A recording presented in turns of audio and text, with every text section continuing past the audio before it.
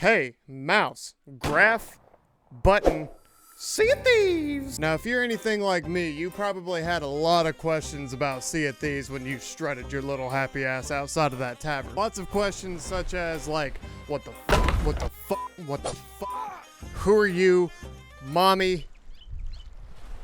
Well, today I'm hopefully going to be answering most of those questions by explaining as much about the lore and the world of Sea of Thieves as I possibly can. And look sexy doing it. I read books, plural, to bring you guys this video.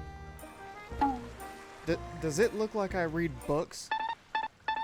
Because the story of Sea of Thieves is so large and complex and has been consistently adding more and more shit to it since March 20th, 2018, the story can get just a wee little bit complicated. Stupid, if you will. It can get f***ing stupid. But luckily, I alone, Video Man, am going to be making this all make sense. Kinda. I'm going to do my best.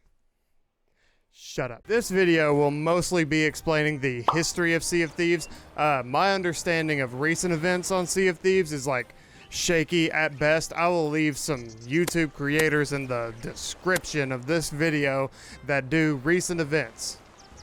I might even do a recent events video at some point, but I'm History Man.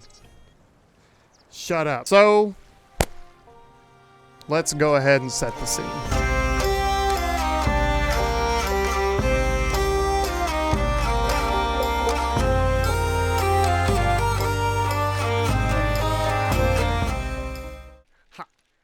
The lore of Sea of Thieves is roughly broken up into three major time periods. You got the Ancient Era, the Legendary Era, and the Golden Era. The Ancient Era is the time period that covers like the creation of Sea of Thieves, the lives of the ancient people, up until like the pirates show up. The Legendary Era, this is the time period when the pirates showed up alongside the trading companies just before the actual like launch of the game of Sea of Thieves. And the Golden Era is basically just post-launch. Sea of Thieves is canonically set in the real world.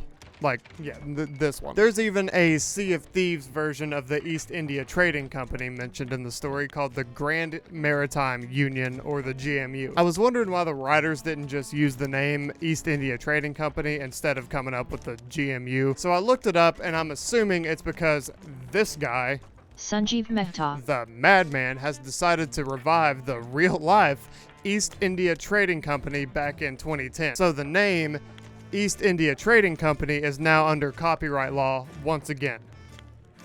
That had nothing to do with Sea of Thieves. I just have ADHD, according to TikTok. So anyway, Sea of Thieves is set on this thing, and the Sea of Thieves didn't always exist on this thing. It actually just used to be a normal part of the normal Pacific Ocean. That is, until somebody from here, or here was fiddling around with some occult magic and created the Sea of Thieves. Nobody knows exactly how the Sea of Thieves was created, but what we do know with some certainty is that it was a group called the Ancients that did it.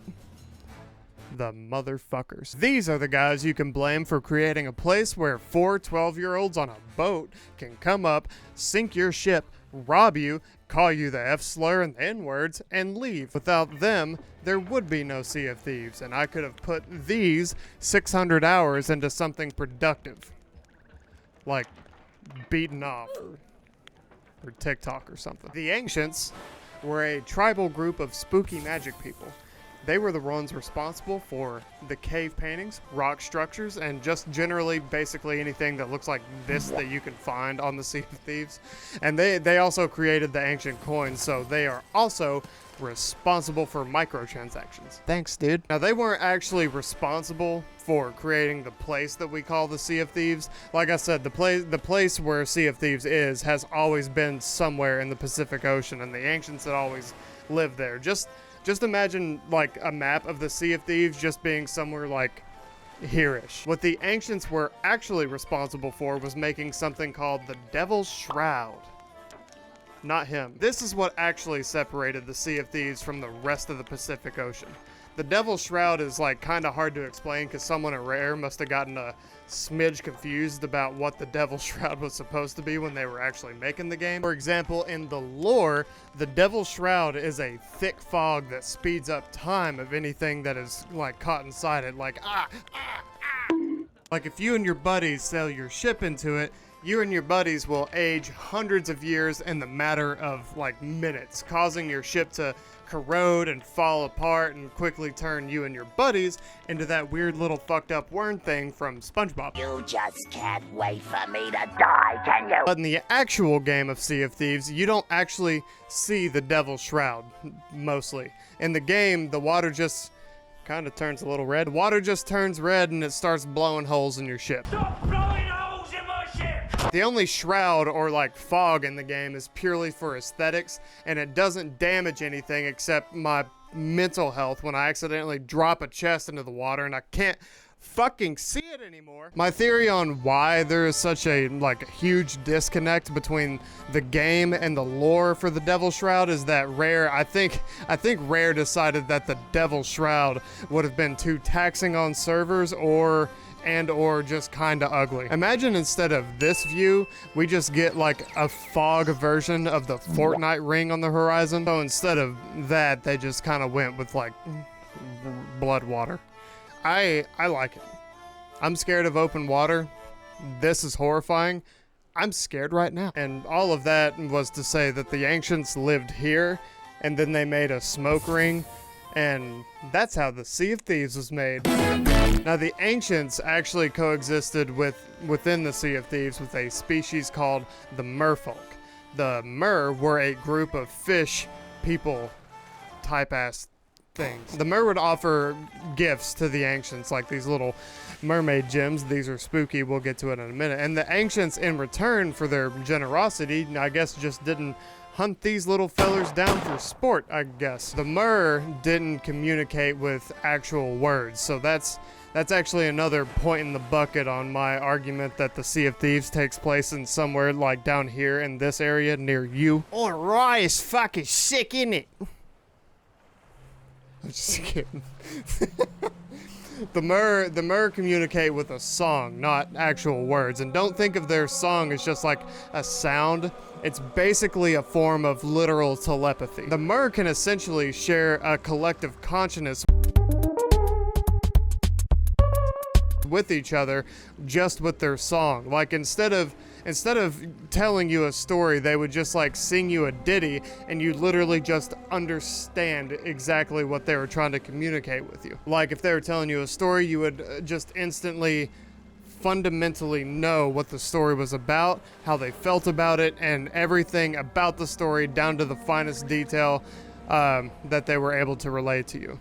Which I think sounds sick. I cannot wait for Meta to put one of those chips in our brain. To understand the Mer, the Ancients crafted special pearl little earrings that allowed the Ancients to understand what they were saying. And I guess the Mer is just some slick talking motherfuckers because the Ancient Warrior fell in love with the Mer Queen. But before any of that little funny business could happen, the Mer Queen actually asked the King of Ancients if they could help them take out a Kraken called Old Mother. The Mer Queen wanted help of the ancient warriors and the fishermen to fucking snipe this thing. Old Mother was the OG Kraken, the first one on the Sea of Thieves. The Krakens that we get krakened by nowadays in the Sea of Thieves is actually her offspring. The Mer needed the help of the Ancients to take out Old Mother because Old Mother would rise up at least once every 100 years and just straight up eat a couple of the Mer Queen's friends, which honestly, to be fair, would be a bummer. So they requested the Mer requested the help of the Ancients to make that stop immediately. That is so rude. The Ancients agreed to help to kill Old Mother because they also didn't want to be dealing with a fucking Kraken. So the Ancients poisoned Old Mother until she fell asleep. They didn't have a poison strong enough to kill her, but they had poison strong enough to just kind of knock her out for a little bit. Then the Ancients crafted a gigantic chain to wrap her up in, and then put a curse on the chains to make them unbreakable. So when Old Mother woke up, she couldn't move or break the chains.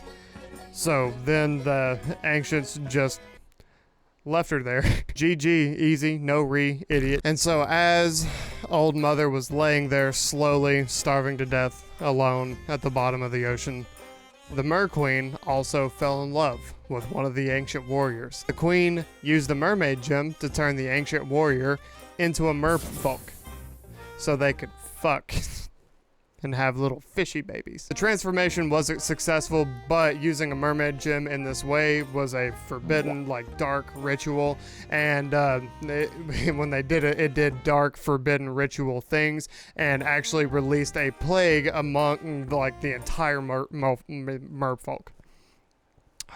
A plague onto the entire merfolk species. I told you these things were spooky. The plague that was unleashed was called the Whispering Plague. The plague was actually so bad that the infected merfolk were actually classified as a whole new species separate from the merfolk called the Sirens, and were promptly exiled. Woo! Get shit on. So now the Ancient Warrior and the Mer Queen were Sirens, and now they were the Siren King and Queen, and those two, along with the other Sirens, had to come up with a new song. But now it's a sad song, because they're emo boys now. Shit sounded like... The Sirens can infect other Mer and turn them also into Sirens with just like a little scratch. Now, while the Sirens look like evil, brainless monsters, shut up, they're actually still sentient and intelligent, and the Siren King, formerly known as the Ancient Warrior, started to feel a little homesick. He wanted to make amends with the Ancients, because, I mean, he left his own tribe to go fuck a fish. Based and relatable, honestly. But the Ancient King feared the power of the Siren King, because he used to be like a mega powerful ancient warrior. The Ancients responded thusly by capturing him, chaining him up, throwing him into a vault, and for good measure, they bound his soul to a chest of eternal sorrows. Woo! Get shit on. This event actually sparked a war between the Mer and the Ancients and the Sirens. The war raged between the two sides, and anytime the Sirens would capture one of the Ancients, they would bind the Ancient's soul to one of those creepy, fucked up mermaid statues, and from there, they were gruesomely slow cooked to become one of those ocean crawler things. It is at this point in the video that I would like to say that you will notice a trend in the lore of Sea of Thieves, where they're kind of squeamish around the topic of death, but they proudly will come up with some horrific, evil shit like this instead. If I look like this, shoo me. The fish war continued to rage on until yet another warrior from the Ancients. The warriors were no fucking joke, by the way. Just imagine these guys as like fucking Super Saiyans. Another warrior from the Ancients decided that she was sick of all this bickering in the fish war. So she picked up a sword and just marched into the ocean with a little grit and stick-to-itiveness and just murdered the shit out of a bunch of Sirens until they surrendered. Unfortunately, when the warrior returned, she brought a plague with her that was so gruesome that the Ancients had to lock her remains into a vault called the Vault of the Shrine of Ancient Tears. The curse the warrior had was known as the Curse of Sunken Sorrow, which is the curse I like to put on my pirate for fun because it looks cool. After the war concluded, the Ancients started a death cult. That is also not at all a joke. The game for children that looks like this and has Captain Jack Sparrow in it also contains a death cult inside of the lore. See, the Ancients discovered, or created, nobody knows, we kind of know, they were some spooky motherfuckers, a realm called the Sea of the Damned. This is where you go when you die in the Sea of Thieves. The Ancients created a mask that allows you to cross between these realms. The mask was called the Veil, I think. I'm not looking it up, this video is already too long. All I know is that it looks like this. That's the best I got. So the high-ranking member of the Ancient Society, the aristocrats of that society, they all got together and decided that they were all gonna live in the Sea of the Damned because it basically gave them more immortality. Like, you can't exactly die if you're already living in the afterlife. So without telling any of the common folk what they were doing, the priests did a ritual that transported their entire tribe into the Sea of the Damned, effectively killing everybody from this realm and sending them somewhere else into the Sea of the Damned. We guess. No, we know. They went there. They're still there now. Yeah. I mean, I can't say that I'd be that mad about it, but if this part of the lore was in any other fiction besides the made-for-children Disney version of Sea of Thieves, then these common folk would have just been drinking Kool-Aid and fucking died. Death cult. On the ground, dead, not breathing. Bitches. After the journey to the Sea of the Damned was complete, the Ancients destroyed the mask and fed it to a shark. Not just any shark, a shark called the Shrouded Ghost, which I'm told is a real shark that you can find in the Sea of Thieves, but again, 600 hours and I've never seen a glimpse I've never seen it. So if you imagine this death cult transportation of souls from one realm to another. From the Mer's perspective, the Ancients just kind of vanished without a trace. They didn't know if the Ancients had been killed or if they just left the Sea of Thieves or had been abducted by aliens or got chlamydia. Who fucking knows? And thusly, with the disappearance of the Ancients, there was nobody to write down recorded history. So therefore, that effectively ends the entire Ancient Era. History only started picking back up when the pirates came. Gotta make my haters mad, give them something to talk about. Take a bit from South of France, push them back to Waffle House. No, I'm just kidding. Oh! So we just fast forwarded from basically the Ancients, prehistory, caveman time, all the way up to like the Pirates of the Caribbean timeline. AKA the 1700s, as some of the more hoity-toity historians would like to call it, aka the 18th century. Yeah, I can do it too. At this point in the world, in the 1700s, everybody basically knew about the Devil's Shroud, but everybody was just kind of like, yeah, fucking spooky, I don't fucking know. That is, everybody except for one man, a pirate by the name of Ramsay, aka the Pirate Lord. We'll get to why he's like green in a second.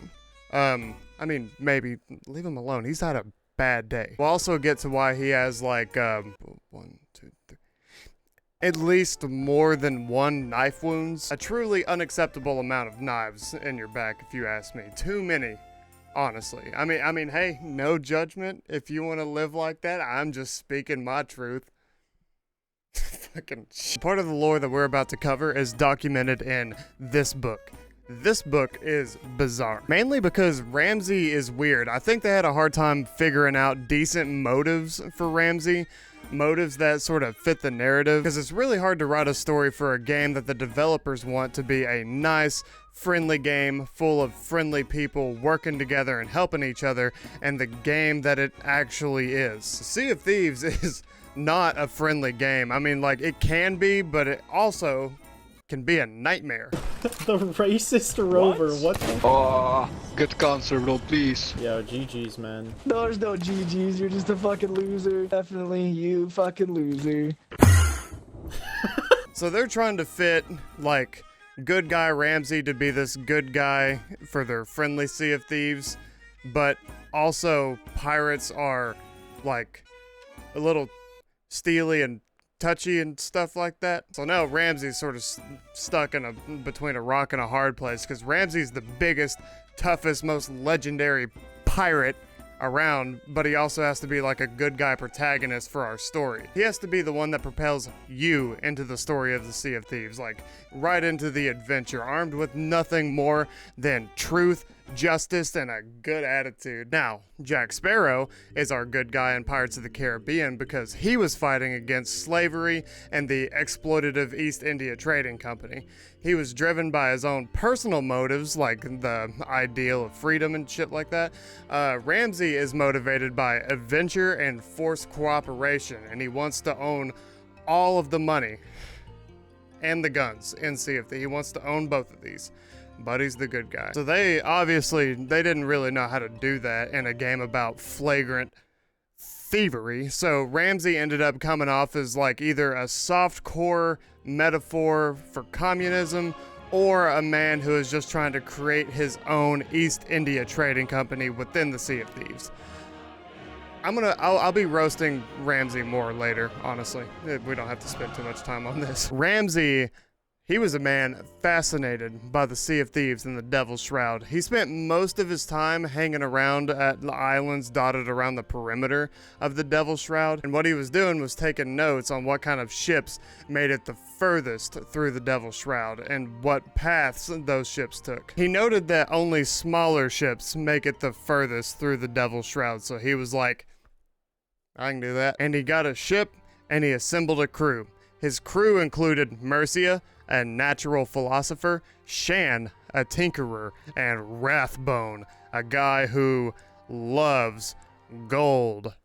I love gold! Honestly, Rathbone would turn himself into gold if he could. Hey, remember that. Mercia, the natural philosopher, before, just a little like heads up, before you get too attached to her character, she's the one that created those stupid fucking riddles that you have to do in order to dig up buried treasure. So, if anything, she's the real antagonist here. Ramsay and crew, they got a galleon, and they climbed in it, which, by the way, the galleon from Sea of Thieves is described several times as a tiny boat throughout the story. So I guess all the other boats around Sea of Thieves in the world look like this or some shit. I don't know. Ramsay and crew climbed onto a galleon and departed to the Devil's Shroud in an attempt to make it into the Sea of Thieves. The journey through the Devil's Shroud nearly killed every single one of them to make it.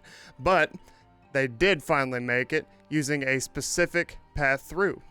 There was only one little path, and Ramsay, being a genius, big fat genius, he figured it out. And just like my own experience into the Sea of Thieves, they spawned right smack fucking dab into the middle of a storm. Once they made it out of the storm, they took shelter on an island called Thieves Haven. Well, that Thieves Haven is what they ended up naming that island. They were the first ones there because they're thieves and it was their haven for a while. So after they set up shop in the Thieves Haven, they basically just sailed around the world of Sea of Thieves and ended up doing just world events, basically. Once they collected a fucking shit ton of treasure, they loaded that treasure up and took it back to a tavern in the real world. Everybody wanted to know how the fuck they acquired so much gold, because gold is super duper rare in the real world, especially back then. So by this point, Ramsay and his crew, just from that one little escapade into the Sea of Thieves, has a borderline like Bill Gates amount of money.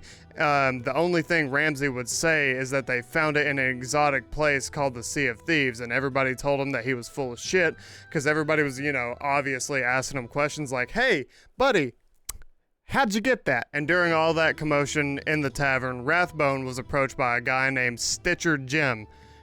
Remember Stitcher Jim. Stitcher Jim plays an unbelievably large role in the story of Sea of Thieves, despite looking like this and being named Stitcher Jim. I'm sorry you were born this way. Stitcher Jim approached Rathbone and he was like, hey, where'd you get the shit? Rathbone told him the Sea of Thieves, just as you do. Stitcher Jim said, give me a copy of the map of Sea of Thieves. Rathbone said no.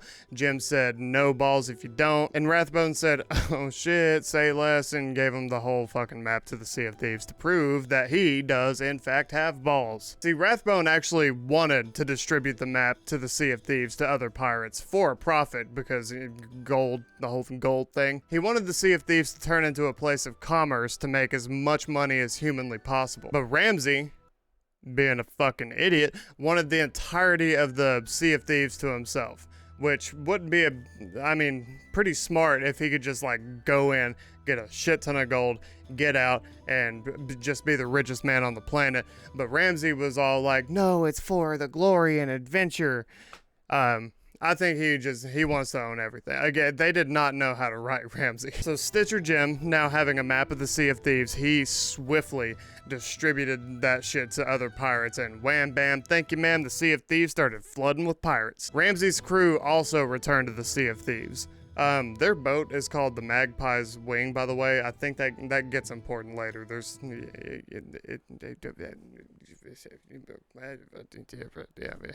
I didn't have more to add to that sentence. I just started making noise. I don't actually think that's significant. I just know that it's mentioned like 100 times throughout the story. The crew went around and was doing their silly little world events and stashing all their loot inside of Thieves Haven. You know how you can crawl into cannons in the Sea of Thieves and launch yourself out of them?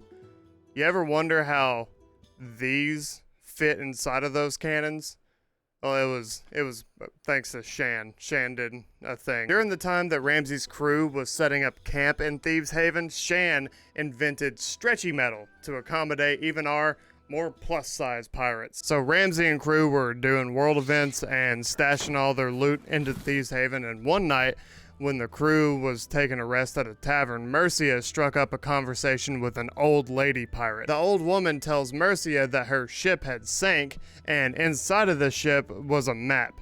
The map leads to a place where the old woman claimed to have seen some weird shit swimming around in the water. That piqued Mercia's interest because as a natural philosopher, an old word for a scientist, she was very excited to learn about the magic of Sea of Thieves and how everything worked and where the enchanted shit came from and all that. So Mercia tells everybody, the crew goes to the old woman's galleon and they swim down to retrieve the map, and Mercia almost gets deleted by a shark, and then they retrieve the map. I'm the map, I'm the map. Give me that. What? Give me that. I'm joking.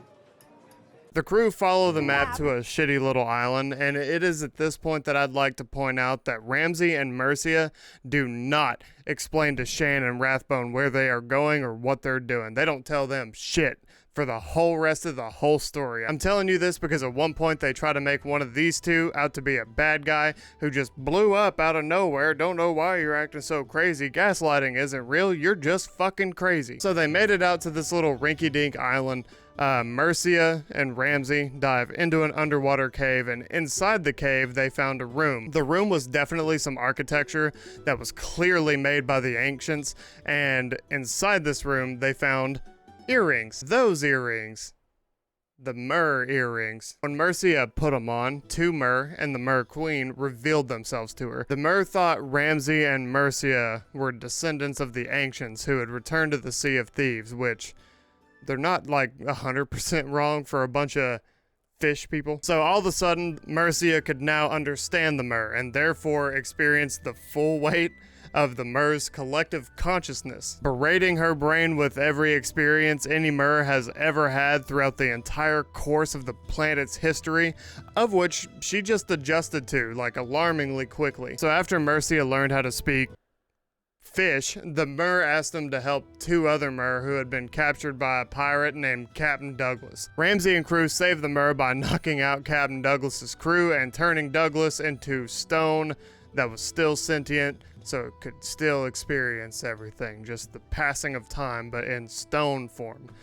Continuing the trend of Sea of Thieves, just deleting characters in ways that are far worse than just fucking killing them. Because the Ramsay crew helped the Mer, Ramsay was actually able to strike a deal with the Mer, where if a pirate falls off the ship, I'm not saying that I would do something like that, but you know, if one were to fall off the ship, the Mer will find those pirates in the water, snatch them up, and either return the pirate to their ship or to an island of safety. Most of the time. Hey, where the fuck is my mermaid? And the Mer sure as shit don't get in too much of a hurry to get you back on your boat while you're in the middle of a ship fight. I'm about to lose it. The Mer also agreed to help Ramsay unchain Old Mother. Don't worry, she's like super mega dead after she was just left there and starved to death alone. Woo! Get shit on. The chains contained an ancient cursed magic that we were talking about before, and Ramsay wanted them. The reason he wanted them is to make these fellers. Nearly every, if not all, chests in the Sea of Thieves were made by Ramsay. These chests are enchanted with the iron from the Old Mother's chains. They are completely unbreakable and impenetrable, and the only way to open them are from a set of skeleton keys that Ramsay also made with the Old Mother's chains. With these enchanted spooky chests, Ramsay ordered a parlay on Golden Sands with a bunch of other notorious captains from the Sea of Thieves. The notable people who showed up to the parlay were Greymarrow, a fierce pirate warrior, Eli Slate, a Giga Alpha Chad of the Sea of Thieves,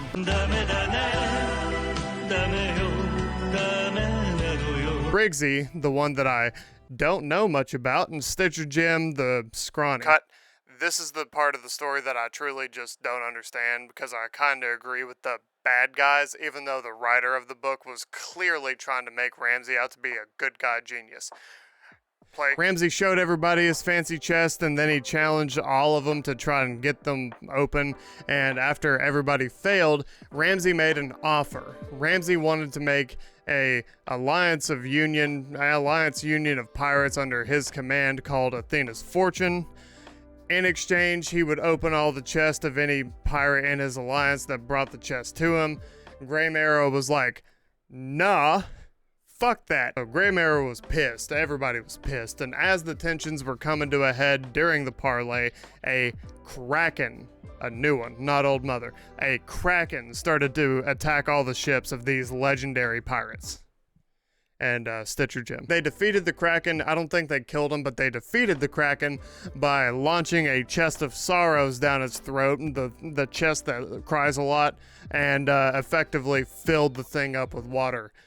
Ew. But before everybody gets too excited, before everybody starts cheering, Ramsay and Rathbone during the scuffle got in like a Scar and Mufasa type of situation. Don't you fucking do it, dude. I'll beat your ass on my mama. Rathbone blew up on Ramsay for dragging him around the Sea of Thieves for months on end without telling him where they're going or what they're doing, and then Rathbone called him a bad dad, a pussy, and then stole Ramsay's magic rings off of him that opened the magic boxes. Rathbone also stole his wedding ring off of his finger, which I thought was kind of petty, and then Rathbone dropped him. Ramsay was a bad dad, by the way. He abandoned his wife and 2 kids for a life on the Sea of Thieves, much like I hope to do one day to my kids. When everybody asked Rathbone what had happened, Rathbone claimed that Ramsay had died during the Kraken attack. Nobody believed him because Rathbone has sort of been kind of a moody little asshole for the entire part of the story, but nobody had proof to the contrary. With Ramsay out of the way, Rathbone went on to create the Gold Hoarders faction, he now has the keys to open up all the magic boxes with a fucking shit ton of gold inside of them. Fast forward a couple years and the Gold Hoarders are now a prominent big boy trading company on the Sea of Thieves, and Rathbone is their leader. One day, one of the Gold Hoarders told Rathbone about an island that was filled with gold. Rathbone immediately sailed to that island by himself because he didn't trust pirates and he didn't want to share gold with anybody else. Rathbone found the island, and the name of the island was Tribute Peak. From the Tall Tale. Rathbone found all the gold and put as much of it as he possibly could on his ship, weighing the ship down to a slow crawl. During this operation, Rathbone started to realize that the gold was cursed, and it was turning his skin into gold, but Rathbone didn't mind.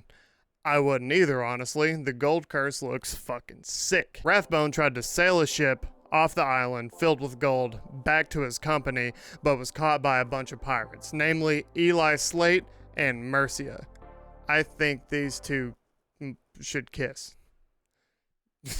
Eli Slate was like, hey, surrender, and Rathbone was like, no. Rathbone refused to surrender a single ounce of his gold, so Eli Slate, the alpha male, sunk his punk ass. As Rathbone sank with his treasure, his gold curse finalized, permanently transforming Rathbone into the Gold Hoarder Skeleton Lord. He was not able to swim or drown, and he was basically immortal, so he was just kind of living at the bottom of the ocean, but he looks dope. He looks sick. Ramsay actually survived the Kraken attack, thanks to the help of the Mer that helped him back to land. Although the Mer didn't save Ramsay's leg, so that's how he got this thing. So now, Ramsay's alive, and Rathbone is back at Tribute Peak sitting and basically letting his mind rot on a throne covered in gold. So Ramsay sailed all the way to Tribute Peak, and Ramsay gave Rathbone a speech about how Ramsay knew all along everything that was going to happen in the entire story so far. But in my opinion, it kind of sounded like Ramsay got lucky, and he only visited Rathbone, aka the Gold Hoarder, to be like, yeah, I wanted you to betray me, pussy.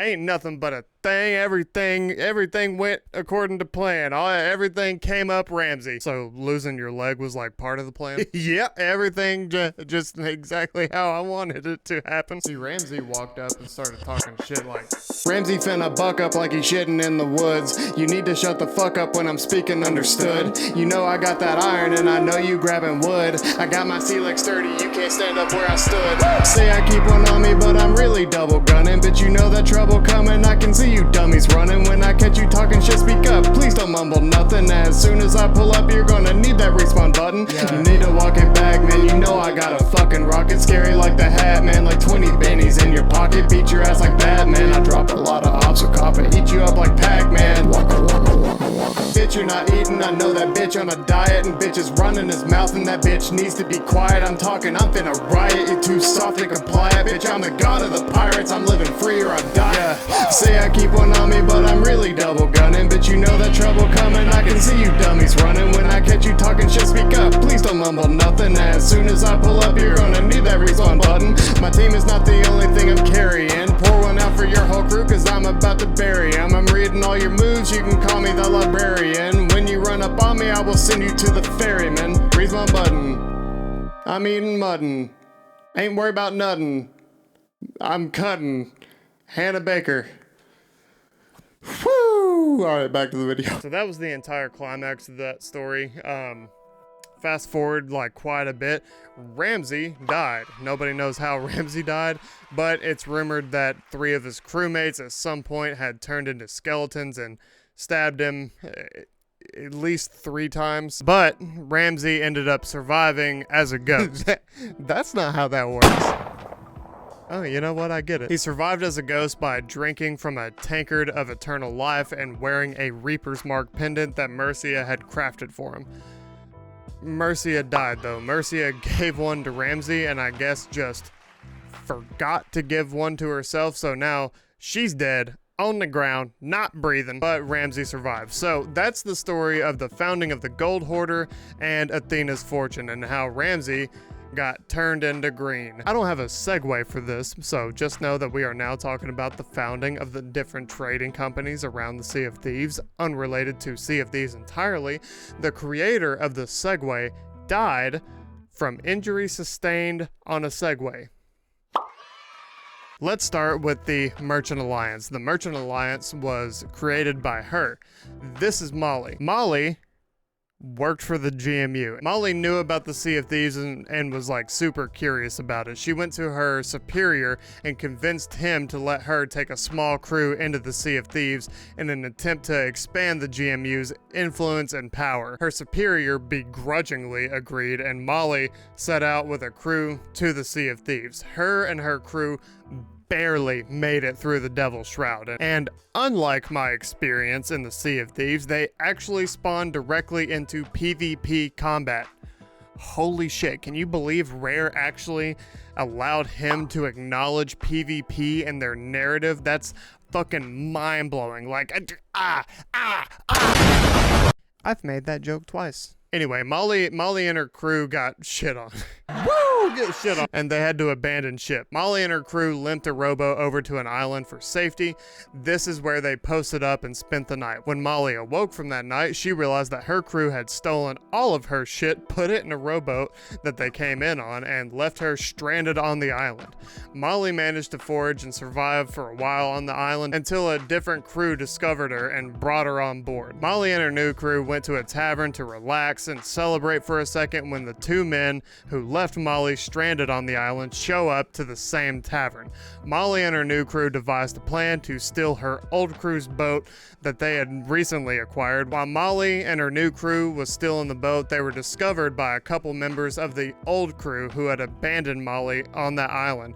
Molly, in response, straight up fucking popped one of those guys and then reported to a merchant with her newly acquired ship. See, her old crew had a contract out with said merchant, so Molly saw her opportunity and took over the contract from her old crew, seeing how it is that those guys were dealing with having a bad case of being shot in the head. As she decided to take over the contract from the merchant, she made a plan to take over contracts in general, and then she would sell them to pirates and have the pirates do her dirty work for her.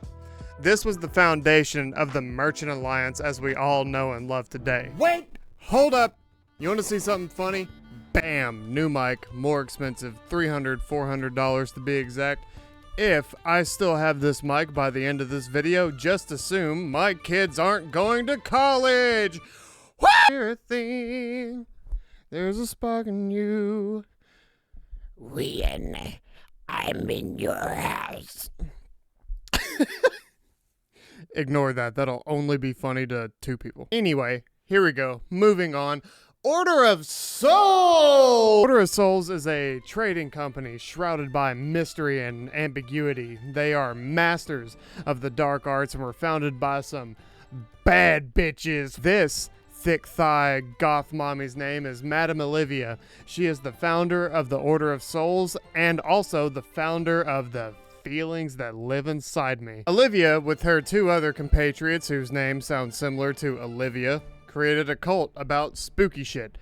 Olivia did a spooky shit with a skull and was shown the future in like alarming detail. Like, she's gonna know which way your dick's hanging next year on a random Tuesday type level of see the future. From this, she learned how to get into the Sea of Thieves and exactly what she needed to do to get the Order of Souls up and running. So, the Order of Souls kinda created itself and just used mommy Olivia as a pawn to do so, but it worked, so results are results. They all 3 made it into the wizard and wonderful wizarding world of Sea of Thieves, and when they did, they ran into a gold hoarder. Olivia performed the spooky shit ritual with the skull for the gold hoarder, wherein she was able to extract the memories from the skull to find buried treasure. The gold hoarder was absolutely amazed by what he saw.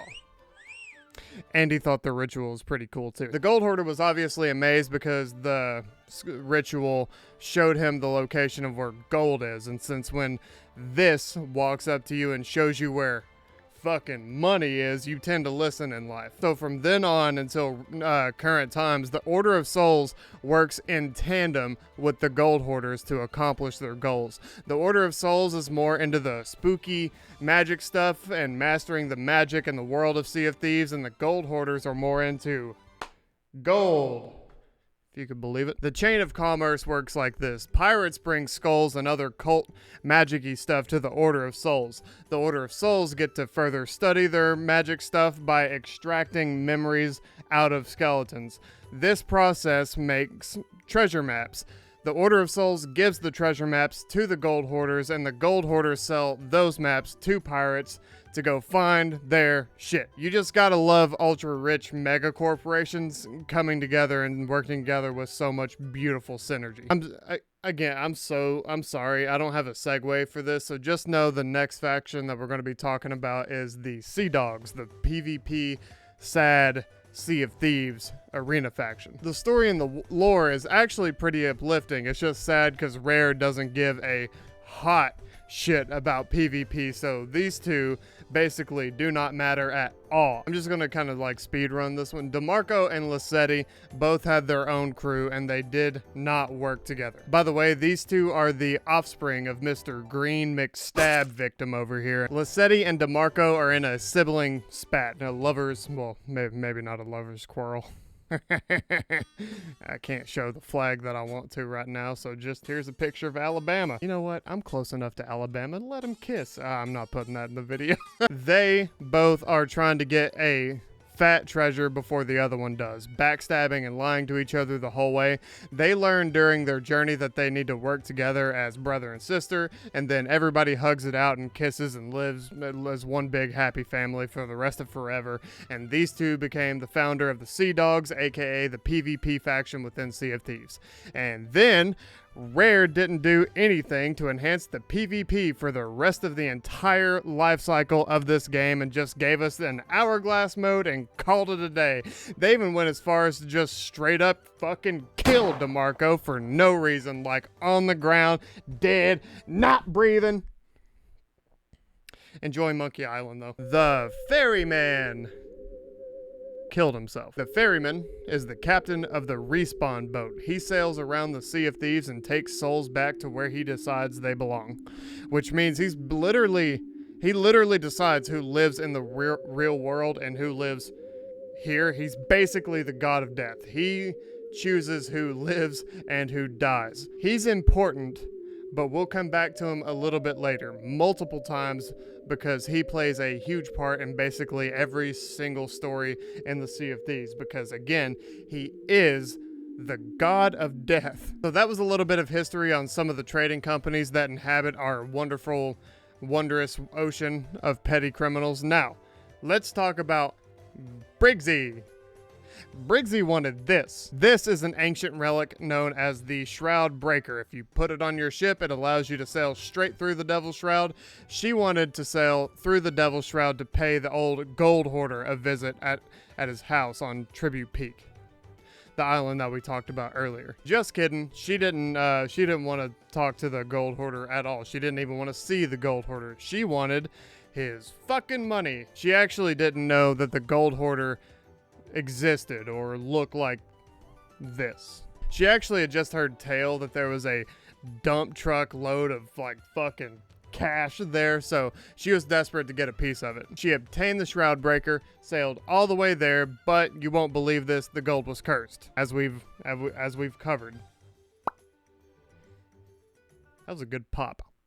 And when she tried to take the gold, she ended up becoming a skeleton lord just like the Gold Hoarder. This is when the Gold Hoarder actually approached her. The Gold Hoarder gave her a proposition. He offered her the cure for the skeleton curse as long as she agrees to do whatever he says for like a worryingly indescript amount of time. So, Briggsy, being the level-headed pirate that she is, pondered on this idea for a while. And then, she level-headedly refused the offer, broke the goddamn thing, and hid it from him forever. 3 things that Briggsy's about, everybody. Say it with me in alphabetical order. We got Gatekeep, Gaslight, and Girl Boss. And as it turns out, Briggsy is not the only one who was looking for Tribute Peak at this time. Greymarrow, who had also been turned into a skeleton lord, is also looking for Tribute Peak. This Greymarrow is the same Greymarrow that was at the parlay of Golden Sands and was all like, nah, fuck that. And now he's spooky. Nobody knows how he got spooky, but he do be. In his search for Tribute Peak, he battled the Morning Star, my favorite crew and group of characters in the entirety of all of Sea of Thieves. In this crew, you have Eli Slate, the utilitarian, nothing but business, otter, and duty Giga Chad. You have Dinger, the dumb, strong one with a heart of gold. You have Fontaine, the philosophical smart one who charms you with his witty banter. And you have Jill. There she is. Jill makes boats. Jill is the broad-eyed newcomer to the Sea of Thieves with big dreams of being a pirate, and together, they make up the crew that sail the legendary Morning Star. And together, they got fucking shit on by a dude with pretty little beads in his beard. Greymarrow snatched up the crew of the Morning Star and killed them. Just kidding. If he had done that, they would have just landed on the Ferry of the Damned and came back. So instead, he sucked out their souls, shut up, put them in a box, hid the box, and hid the keys to the box. Therefore, effectively damning all 3 of the Morning Star people to an eternity of constant suffering until you come along and save them. Like this, watch. It's just that easy. There's also somebody else who will be playing a big part of the story at Tribute Peak around this time. Lorena. That one. Mommy. She starts her story much in the same way that you start your story in the Sea of Thieves, by waking up and having to peel your hungover face off the dirty tavern table. Lorena smuggled herself into the Sea of Thieves in a fruit barrel on a ship that she wasn't supposed to be on. And then she celebrated by participating in binge drinking herself into a blackout, much like I do when I'm celebrating the immense achievement of just me making it through a regular Tuesday. She was on the prowl for adventure, and she found a crew made up of Captain Adelheid, the boisterous, loud, haha captain, Faisal, I think is Fizzle. I think it's Faisal. I listened to the audiobook. I should know how to pronounce that. Faisal, the sly, quick-witted, cunning one with a silver tongue, and Ned, my second favorite character in the Sea of Thieves, who is just strong and dumber than fuck. Like a couple IQ points away from getting benefits kinda dumb. Together, this ragtag crew of misfits discover Tribute Peak. They go to Tribute Peak, they find all the gold and start dreaming about what they're gonna do with all this money once they get to Tribute Peak and get inside of it. But all of a sudden, the now transformed gold hoarder, previously Wrathbone, found him and attacked him for trying to steal his gold. The crew started to battle the gold hoarder, and Adelheid got fucking shit on. In the lore of Sea of Thieves, Adelheid is actually in second place in the whole getting shit on category. The gold hoarder slapped her ass to the ground, stomped on her stomach, and rammed his golden shovel through her shattered ribcage and left her corpse laying there while she went to kill the rest of her crew. Jesus, dude. Lorena, Little Ned, and Faisal realized that they couldn't defeat the gold hoarder, so they decided to make like a banana and get the fuck out of there. Little Ned and Faisal left first, not knowing if Lorena was a lost cause or not, because the battle had gotten crazy. There was chaos, fire, smoke everywhere. Lorena was stumbling around in the dark, hoping that her friends had made it out alive, and she was running down different hallways left and right, and all she could hear is the gold hoarder's like skeleton little bony steps running up behind her. Lorena finally found the exit, but there was a gigantic cavern between her and the exit. So she made a jump, barely grabbed the edge, thought she made it out, and the gold hoarder fucking grabbed onto her ankle. She managed to kick him off, and he went falling down to what everybody thought at the time was his death. Lorena's crew never really has much more significance outside of this story. I just kind of told you guys this part of the story for fun, just to introduce y'all to Adelheid, because she got fucking bodied by the gold hoarder. She lived though, because, you know, this whole thing. But obviously, everybody lived, everybody's fine. Nobody at this time knows what happened to the gold hoarder. Lorena and her crew head back to a tavern to celebrate their adventure. And that's when Lorena started to hear a distant song playing in the background.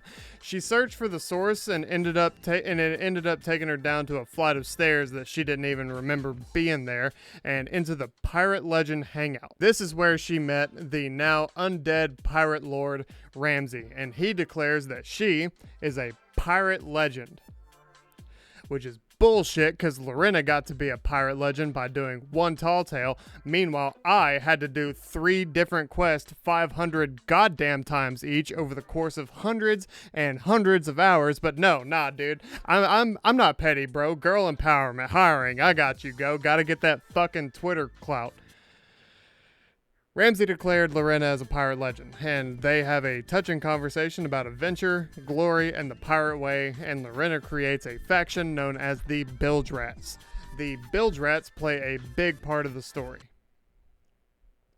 I'm sorry for that wage gap joke, the women. So the Bilge Rats play a huge role in the story. They are sort of the faction over all of the actual canon lore tall tale events in the game. But for now, in this part of the story, they're really just there to spur pirates towards a little life of adventure and glory, as Ramsay puts it. Real quick, this is more of a side story of everything going on right now. See this guy?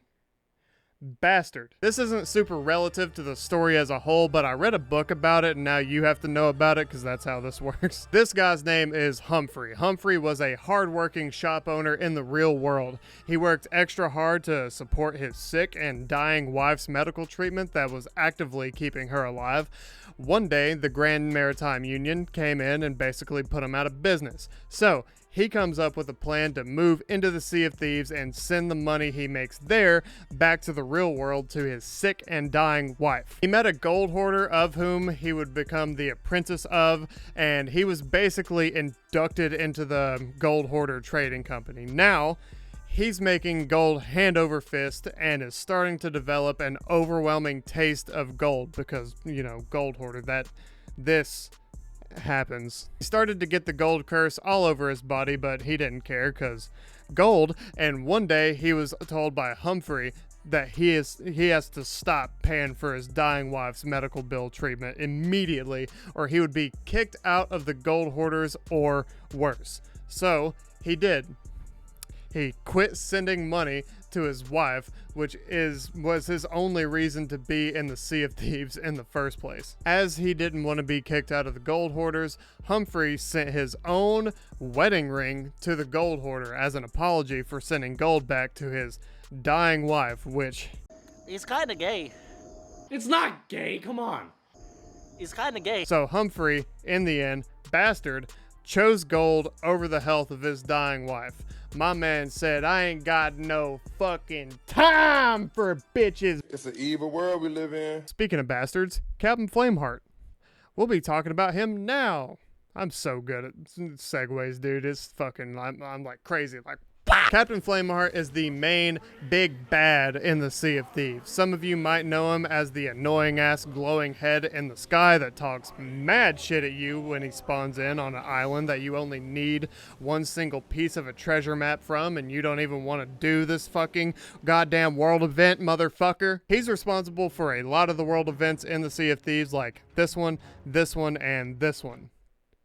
Kinda. You'll find out why later in the video that you have to watch all the way through for the sake of my engagement. Flameheart is evil in the story of Sea of Thieves because he's one of those dirty ass PvPers that Rare is trying their goddamn best to get rid of. Also because he murdered a fuck ton of completely innocent people for no reason at all. Even before the Fairy of the Dam brought people back to life, he was just out there like, oh boy, here I go killing again. Even to get into the Sea of Thieves, he mutinied a ship and became the new captain of it. As the new captain of a ship in the Sea of Thieves, he sunk anybody he could and stole all of their shit. Like every day. It was his favorite thing.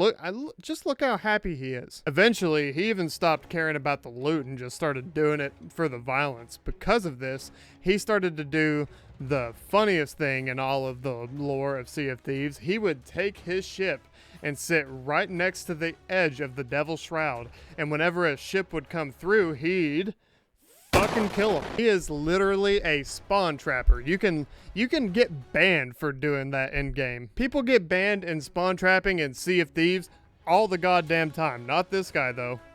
Yet, anyway. He's dead right now, but like kinda. He's in between dead and life, but dead. You know what I mean? He stole a baby from somebody one time, you know. As you do. Captain Flameheart, during his onslaught of killing and pillaging, found an infant child on a boat.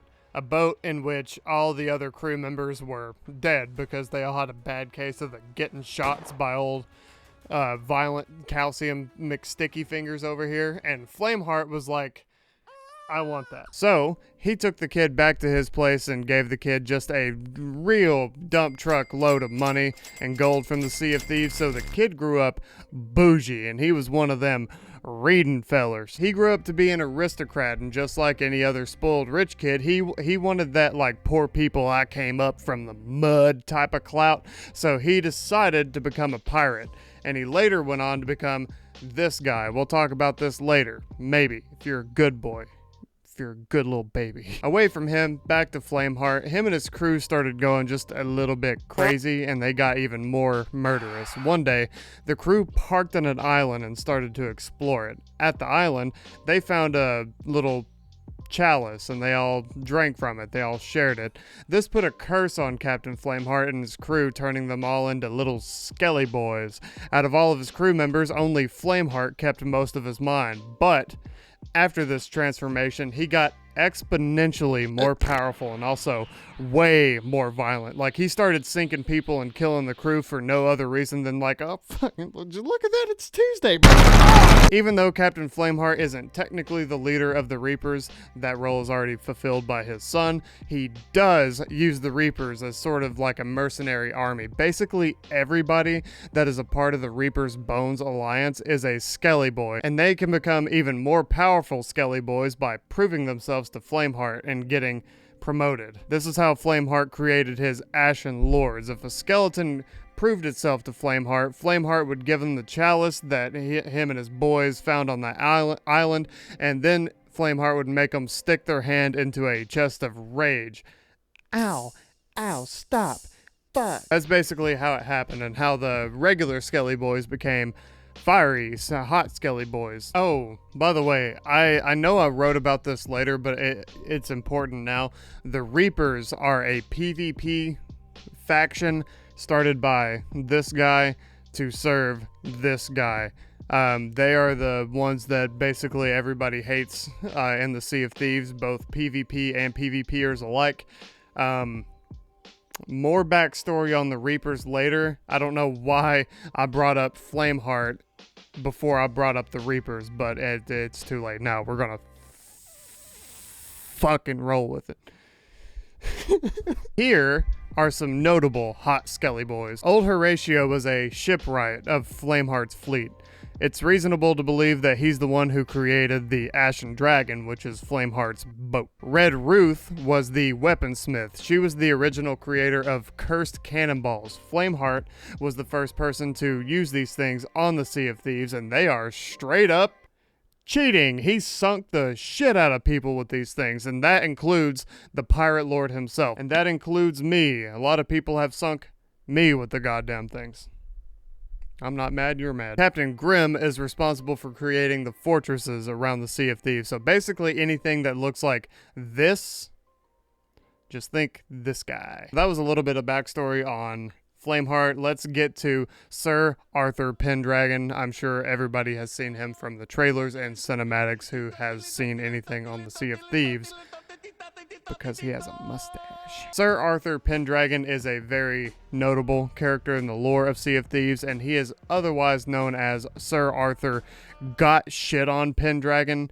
I call him that because Arthur done got shit on. One thing Sir Arthur Pendragon's about is getting shit on. It's his favorite thing. He does it all the time. I say that, and he got the nickname because of how ridiculous this was. At one point in the lore of Sea of Thieves, in this book specifically, Grey Marrow, this guy, pulled up on Mr. Pendragon, shoved his soul into a painting on the wall, and then left his battered corpse on the ground to decompose while Arthur was forced to watch. Grey Marrow killed Sir Arthur Pendragon and made him watch his own body decompose for like months, if not years. Oh my god. This level of get shit onery was so wildly outside of anything I had read up until that point in the lore of Sea of Thieves that this made me laugh hysterically. He's sitting there like, oh fuck. So let's discuss how he did get here. Pendragon was a highly influential aristocrat of the British Empire, and he was a mercenary of like magical spooky things for him. Pendragon dreamed of being an adventurer who discovered magic stuff, but he mostly just kind of did a lot of normal British Empire type shit, like down here. Yeah, you get it. But Pendragon got tired of doing British Empire type shit, so he followed a lead that he had been given to venture out into the Sea of Thieves. There was a contract out for the, I guess it's like a mission, but in the lore, I don't know. See, there was a ship called the Black Witch, and the crew had been cursed. Pendragon came in, uncursed them, freed everybody on the Black Witch, and freed the soul specifically of the captain of the Black Witch. The captain told Pendragon to keep an eye out for his daughter, and then he gave Pendragon the ownership of the Black Witch, and then the captain perished. Like all real men aspire to do. Just die on the job, never make contact with your daughter, die again. Be a man. Madame Olivia, the baddie, and the founder of the Order of Souls caught word of Pendragon's many victories over the supernatural and made him the champion of souls, which is just a fancy name for mercenary that was hired by the Order of Souls to do some cool spooky shit. She gave him an enchanted sword that can free souls that are bound, which is cool for Pendragon because the main thing he didn't like about doing the British Empire stuff that he was doing in the real world was all the murder. So now he has the opportunity to be like the good guy. In one of his adventures as the now crowned champion of souls, Pendragon had to dive into an underwater cave. He greatly underestimated how big this cave was and then ran out of breath and drowned. Dead.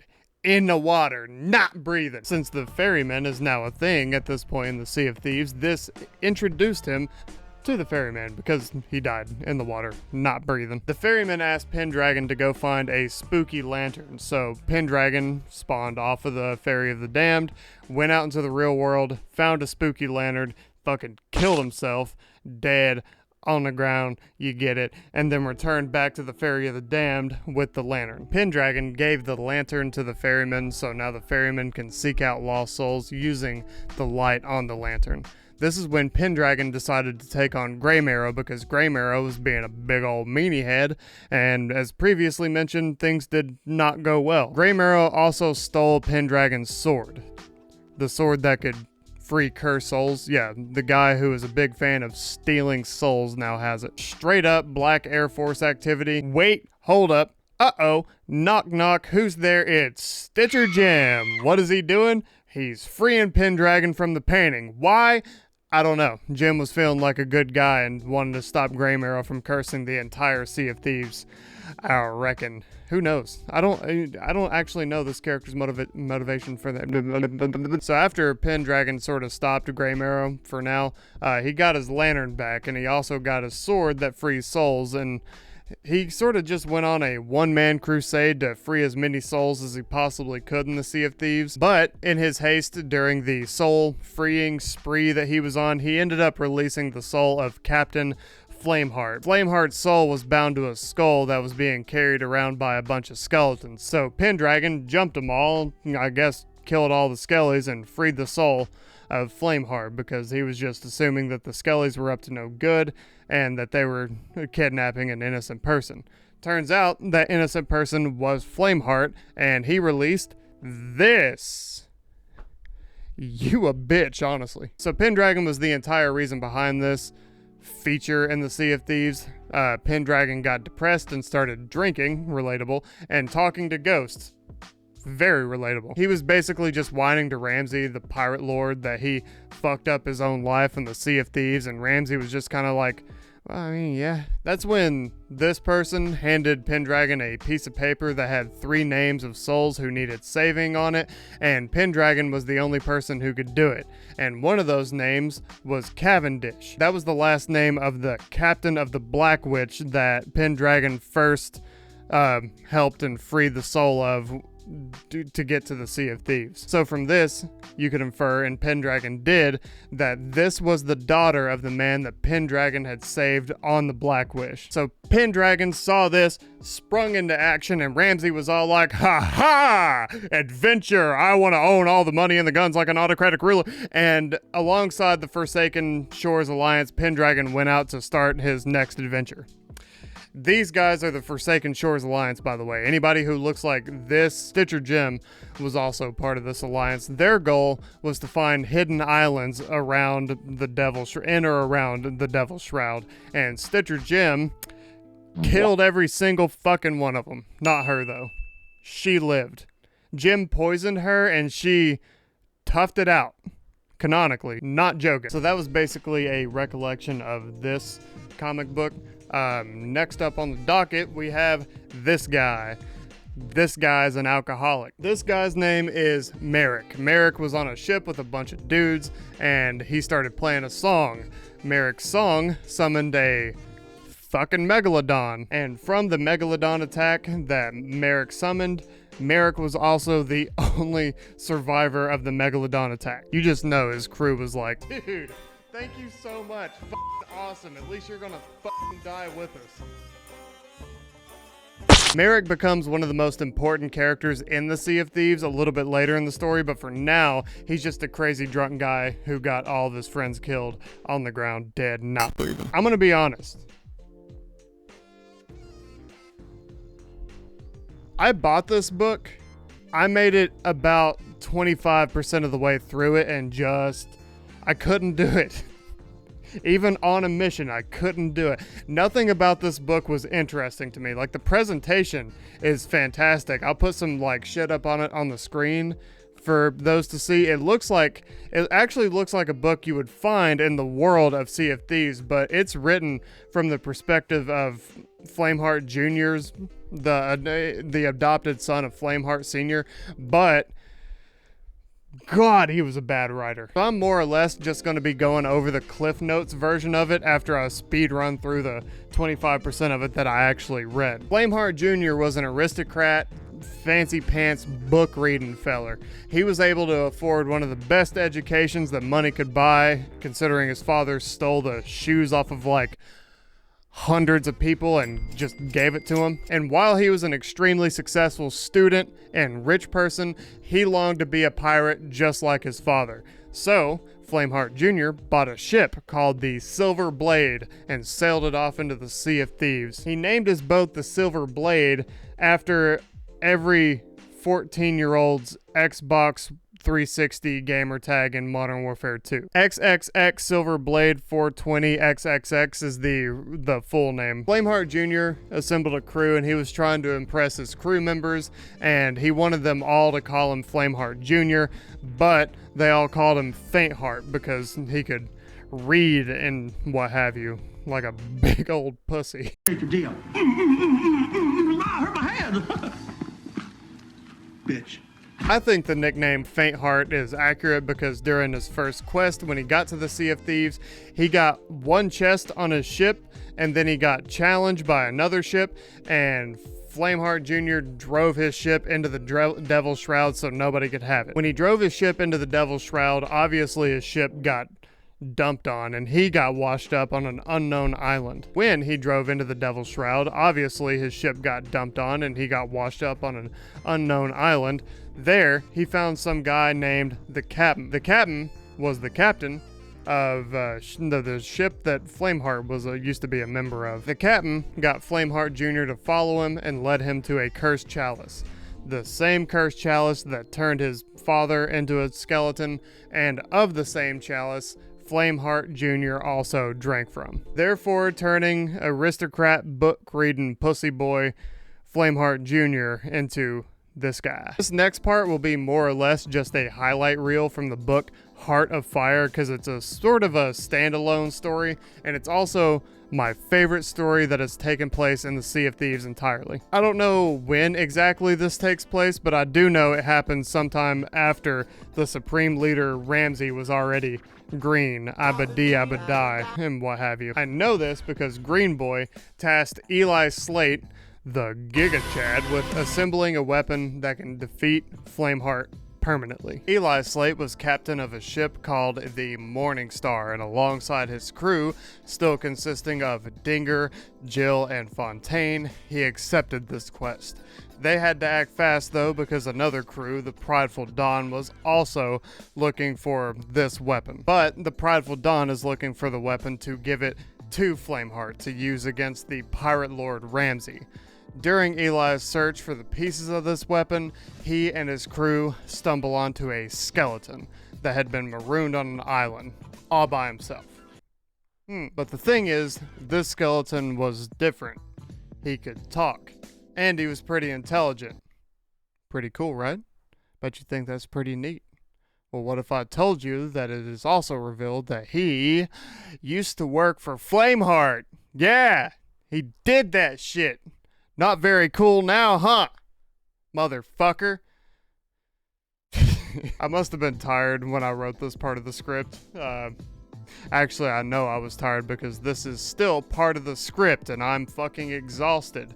Nothing is real, my PP is small, LMAO. The skeleton joins the crew of the Morning Star. and he is tasked with discovering clues to the whereabouts of the pieces of the mega weapon that's going to be used to either pop Flameheart or Ramsay.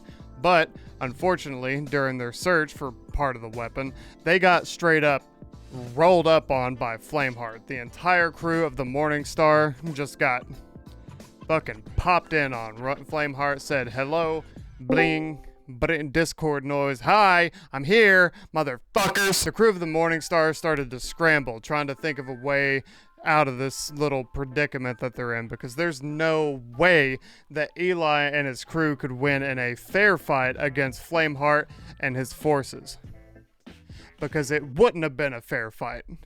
This is a magic skeleton, and he uses cannonballs that make you vomit and hit a sick nay-nay while you're drowning. For those of you that aren't particularly familiar with the gameplay of Sea of Thieves, that scenario actually happens in-game, and Flameheart does it to people all the goddamn time. So, not a fair fight, I digress. Let's jump back. The plan, Eli Slate comes up with a plan, and he tells Jill to take the Morningstar and her crew and get the fuck up out of there. Eli told Jill to make a tree and get out. Eli's plan and what he decided to do was to be a distraction on Flameheart while Jill and her crew dip the fuck out of there. He does this by challenging Flameheart's ego. Eli started pelting Flameheart and his lesser skeletons with sniper shots from up on a ridge of an island, and Flameheart starts rushing up the island to get a hold of him. As Flameheart kept getting closer and closer, Eli kept backtracking further and further into the island, still raining down pot shots on Flameheart's army the entire time.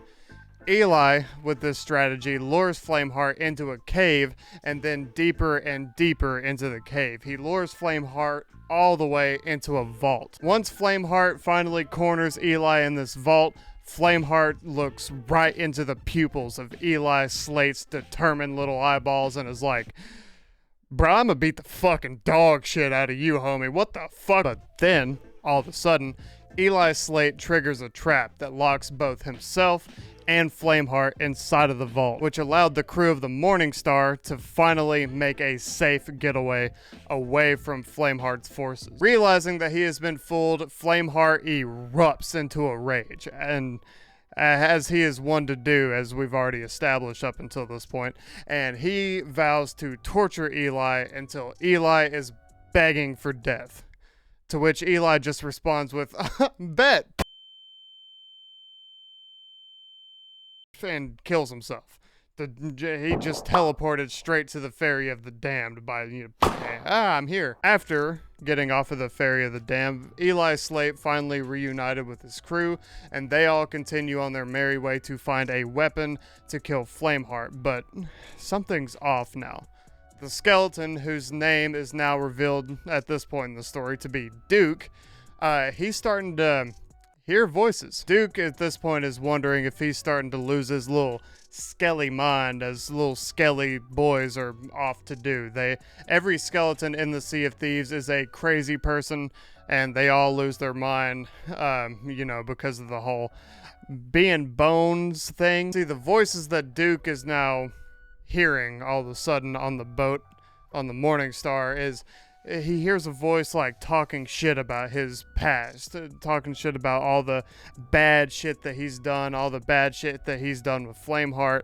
But then he finds out that it is actually literally just Flameheart talking shit to Duke through a box that acts like a walkie-talkie. This is the box. This is called a Reaper's Chest, and these things act like a walkie-talkie in the world of Sea of Thieves. They're called Reaper Chests, and they can be used like a walkie-talkie or a small teleporter. They can transport material items between two of them, much like a teleportation device. And Flameheart is actually literally talking to Duke through a box that happened to be on the Morningstar, just to fuck with him. Basically, Flameheart's over there talking into a box like, "Hey, you a bitch!" Shortly after this is when Eli Slate decided to make a pact with the Sea Dogs.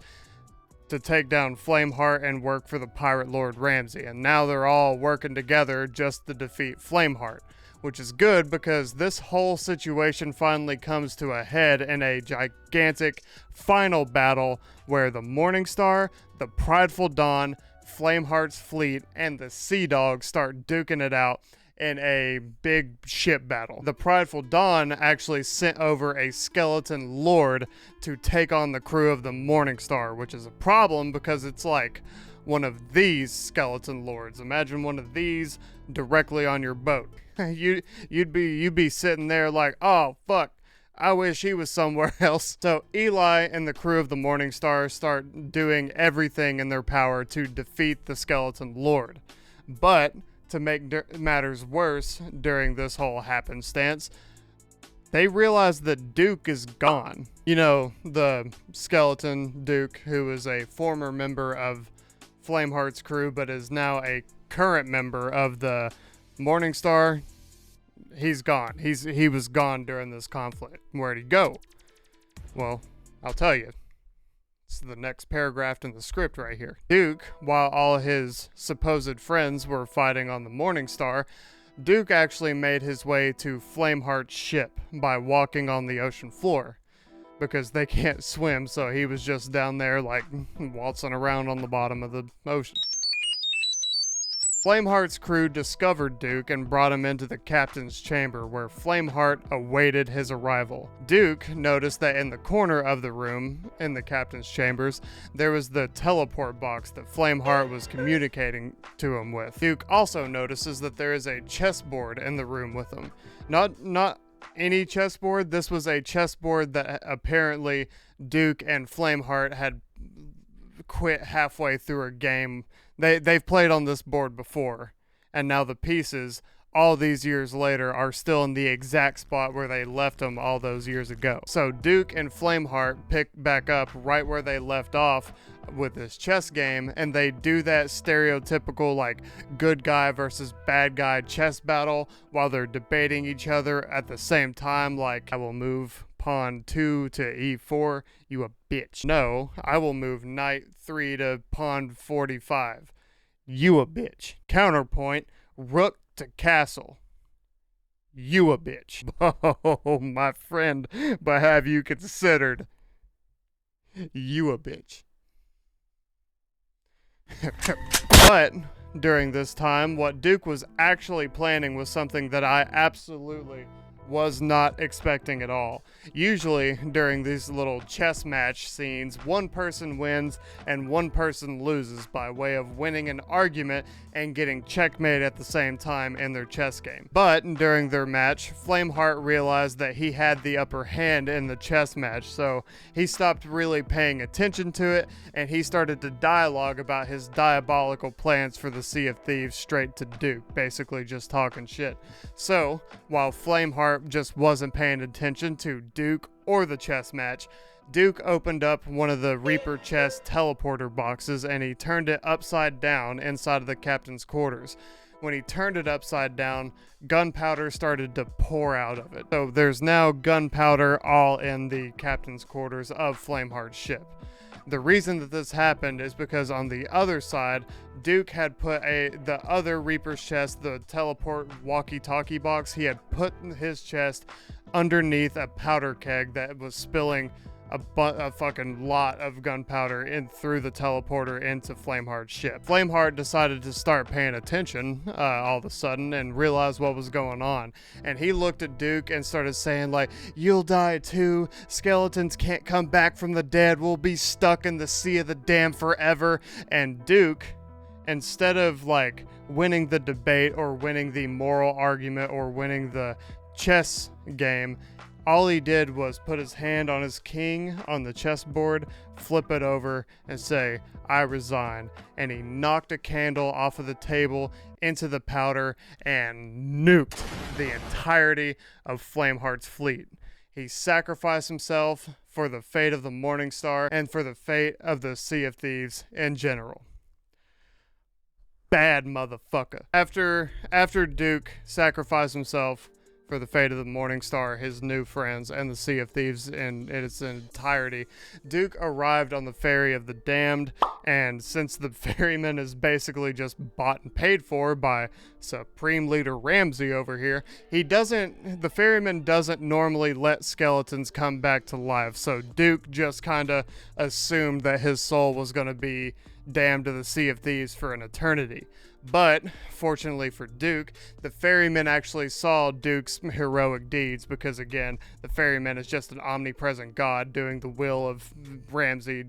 He's overpowered. He needs a nerf. Ferryman saw Duke's heroic deeds and he decided to give Duke another chance at life. So the ferryman basically let Duke respawn. The ferryman removed the skeleton curse and made him into a big old fatty, and then he sent him back out into the real world. But the ferryman also wiped Duke's memories, all of Duke's memories. Duke doesn't even remember how he got to the Sea of Thieves. He just kind of like woke up and peeled his face off the table. It's like, where am I? All of the deeds that Duke has done, the sacrificing himself, all of his friends, all of it was wiped. Mistake. You fucked up. I'll get to why he fucked up in a little bit, but just know he did. So all of that, all of the video up until this point, all of this was a very simple, unhinged, and very unorganized backstory of most of the main characters in the Sea of Thieves from around the time of the Ancients to the Legendary Era. The last chapter that we have to go to is referred to as the Golden Era, and it basically just covers everything roughly between the actual launch of the Sea of Thieves to current day. So let's do it! The Hungering Deep. You remember Merrick, the Alki who killed all of his friends with a shark? He back. Merrick appeared on Sharkbait Cove to tell pirates, to go and use his enchanted shanty to summon the Megalodon that killed all of his friends. Has anybody ever asked if he's working with the Megalodon? So you go out in the ocean and play a little song that summons this monstrosity and you kill it. Welcome to the Sea of Thieves. Duke, at this time, officially joins the Bilge Rats. Old Fatty McBoney here takes the mantle of representative for the Bilge Rats. They're basically the ones responsible for sending pirates out to do adventures per Ramsay. The first mystical little adventure that he sent pirates out to do was have them sit on a bunch of chairs that the Bilge Rats had built themselves. Early Sea of Thieves was a completely different time. Knock knock, who's there? It's Wanda. Wanda, what are we doing today? We're bringing back cursed cannonballs.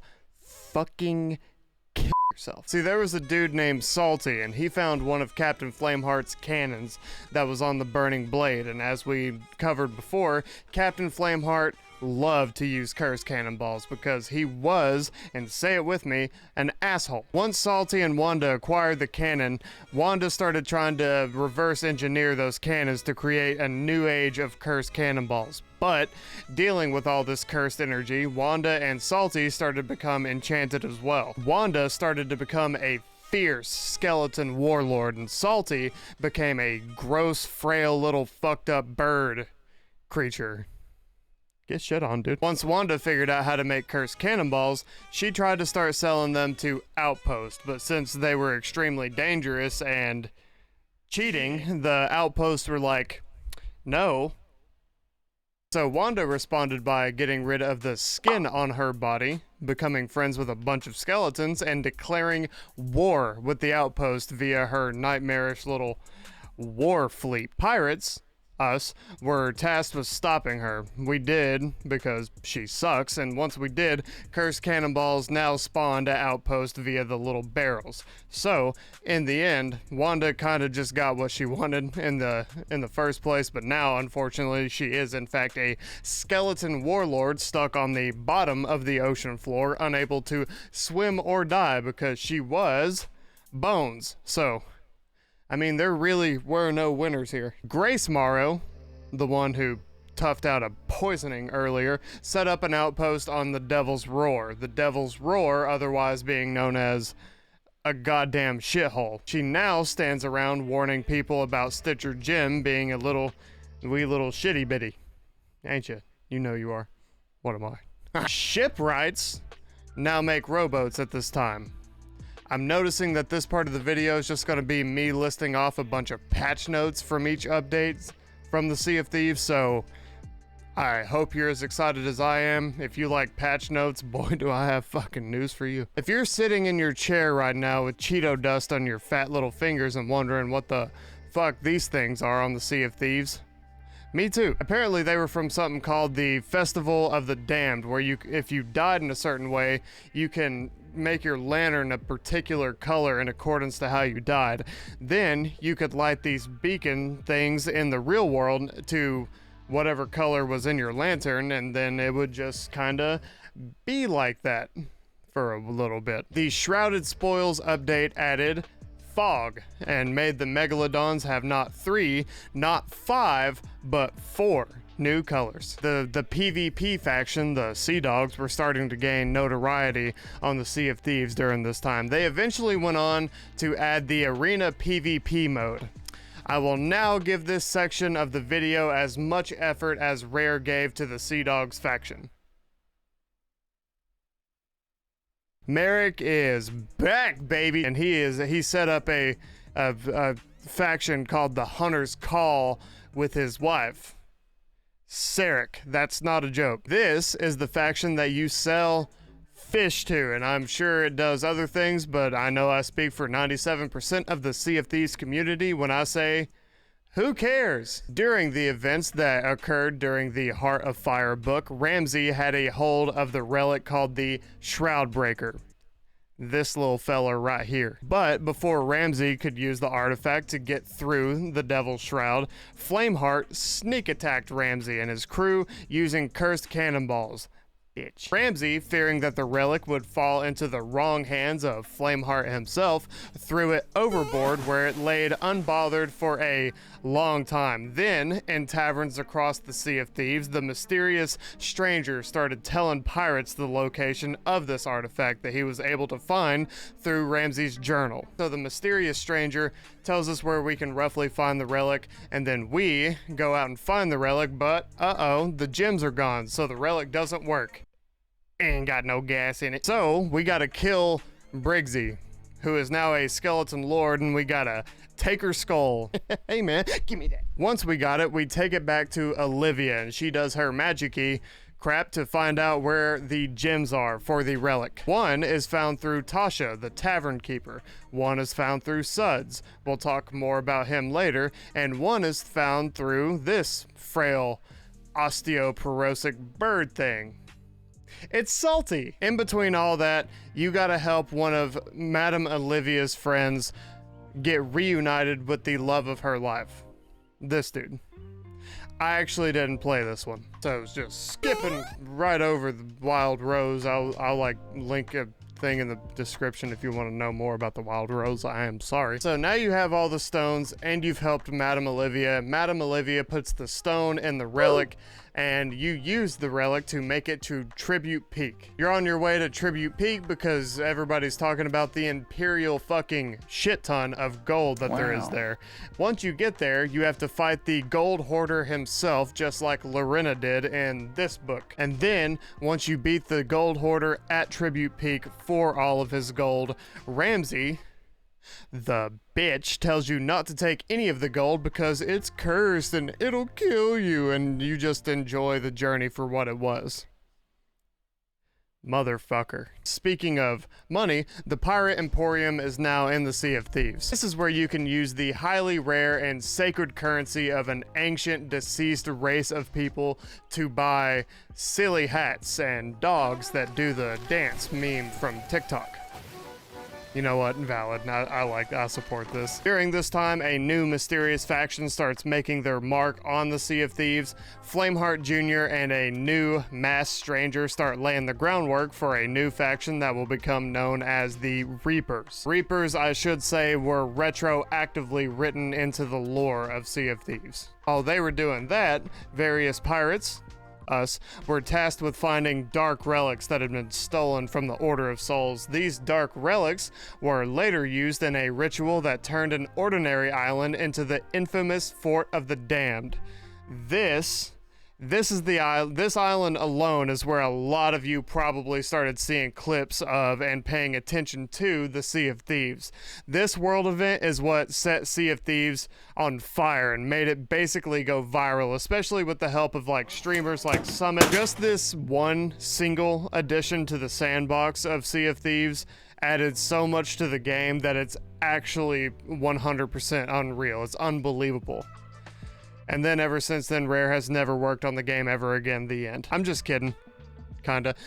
The fort is protected by Greymarrow, the guy who fucks everybody up and who can never die, and the guy who absolutely dumped on Sir Arthur Pendragon. Speaking of Sir Arthur Pendragon these nuts around, this is when he returns to the Sea of Thieves and fucks the world up by unknowingly unleashing Flameheart onto the masses. Meanwhile, during this time, Lorena went missing and Duke went out to look for her, so this scrawny little dude who's built like spaghetti fills in for Duke as the main representative for the Bilge Rats. I guess at this point they trusted Stitcher Jim to take over for the Bilge Rats because they, at the time, didn't know that he had a PhD in poisoning bitches, so everything just kind of worked out. After a while though, Duke returns and retakes his spot as the main representative, but there's one problem. My boy ain't looking too good. You alright, buddy? No, you're not. With Stitcher Jim now unobligated to take over control of the Bilge Rats from Duke, he went out on his own quest with Wanda to resurrect Flameheart. Yeah, by the way, I should mention, Pendragon didn't actually resurrect the full body of Flameheart like a goober, he just unleashed Flameheart's soul onto the Sea of Thieves like a goober. So Stitcher Jim is trying to bring Flameheart's body back, but in the end of that little tale, all he ends up doing is burning himself and getting shit on by a bunch of pirates. Following this event, the Reaper's bones are now in full swing. They finally finished their camp, their little hideout on an island, and they ended up calling it Reaper's Hideout. With Flameheart amassing forces and dark energy, he managed to bring back his Ashen Lords. These are the guys that make these things in the world of Sea of Thieves. It's a world event, just work with me. It was at this point that the Masked Stranger and the Servant of the Flame decided to part ways. The Masked Stranger was revealed to be Wanda, the cursed cannonball lady who ended up going crazy and sinking to the bottom of the ocean. See, she declared her undying love for Flameheart, and he reportedly just kind of straight up laughed in her face. Because, as we all know, Flameheart ain't got time for bitches. Duke, being the one who accidentally helped Stitcher Jim and Flameheart, officially relieves himself of his duties as the leader of the Bilge Rats, leaving Lorena as the one to take his place. Duke, in his undying repentance, ends up basically exiling himself to a nice remote island where the only thing to keep him company is a dog and a lady named Umbra. How will he ever survive? What a fucking hero, dude. This is around the time that the gold hoarders started hoarding gold. They started hoarding all the gold from Tribute Peak into things called vaults because their leader got bitch slapped by a bunch of pirates, us, who were new to the game because their leader got dumped on in the first tall tale that was available to new players in the Sea of Thieves. Duke, that son of a bitch, came out of exile and went straight to help Davy Jones, Wanda, and the now disgraced Gold Hoarder to end the pirate's life. This was that whole Disney story arc that stagnated the entire game of Sea of Thieves for like nearly a goddamn year. And to take revenge for Disney, I'm going to just whoop right on over that, and we're going to start covering the last part of this video. A lot of what I covered during this final section of the Golden Era will be the time-limited story missions called Adventures that are no longer available in the game, and just general updates to the game that they added lore to make it sort of all make sense. If you'll remember, this is the time period that the Golden Sands outpost got all green and spooky looking. This is when Belle, the plot device, got introduced into the Sea of Thieves. She was investigating the mist and found all of the residents of Golden Sands have disappeared. It turns out that the Servant of the Flame, aka Flameheart Junior, was behind the whole thing once again and is once again trying to, say it with me, resurrect his lord and daddy Flameheart Senior. During a ritual in this process, Flameheart Junior released a soul flame captain onto the Sea of Thieves. A bunch of pirates, us, kill him, but it was a trap because killing him just allowed the Sea of the Damned to breach into the actual Sea of the Thieves. Sea of the Thieves. This whole situation brought the old forgotten sea forts back into the Sea of Thieves. These Mexican things, that's what I'm talking about. Through basically nothing but trailers and videos on YouTube, we find out that the residents that had disappeared from Golden Sands ended up being put into these forts as prisoners of the Reapers and Flameheart. Wanda is one of these prisoners. Oh yeah, by the way, she turned good again for a couple days and got her skin back. Something that I'm assuming happened around the Disney time period. I'm sorry. During her stay in one of these forts, she hears something spooky about Flameheart's plans for the Sea of Thieves, and at this time, Belle meets up with Merrick to talk about a big old shark called the Shrouded Ghost because it may have something to do with Flameheart's plans that Wanda overheard. In response to this, Merrick dresses for successes. I think we can all say two things about Merrick. One, he's back, and two, he's a dapper little whippersnapper. So dapper, in fact, that Belle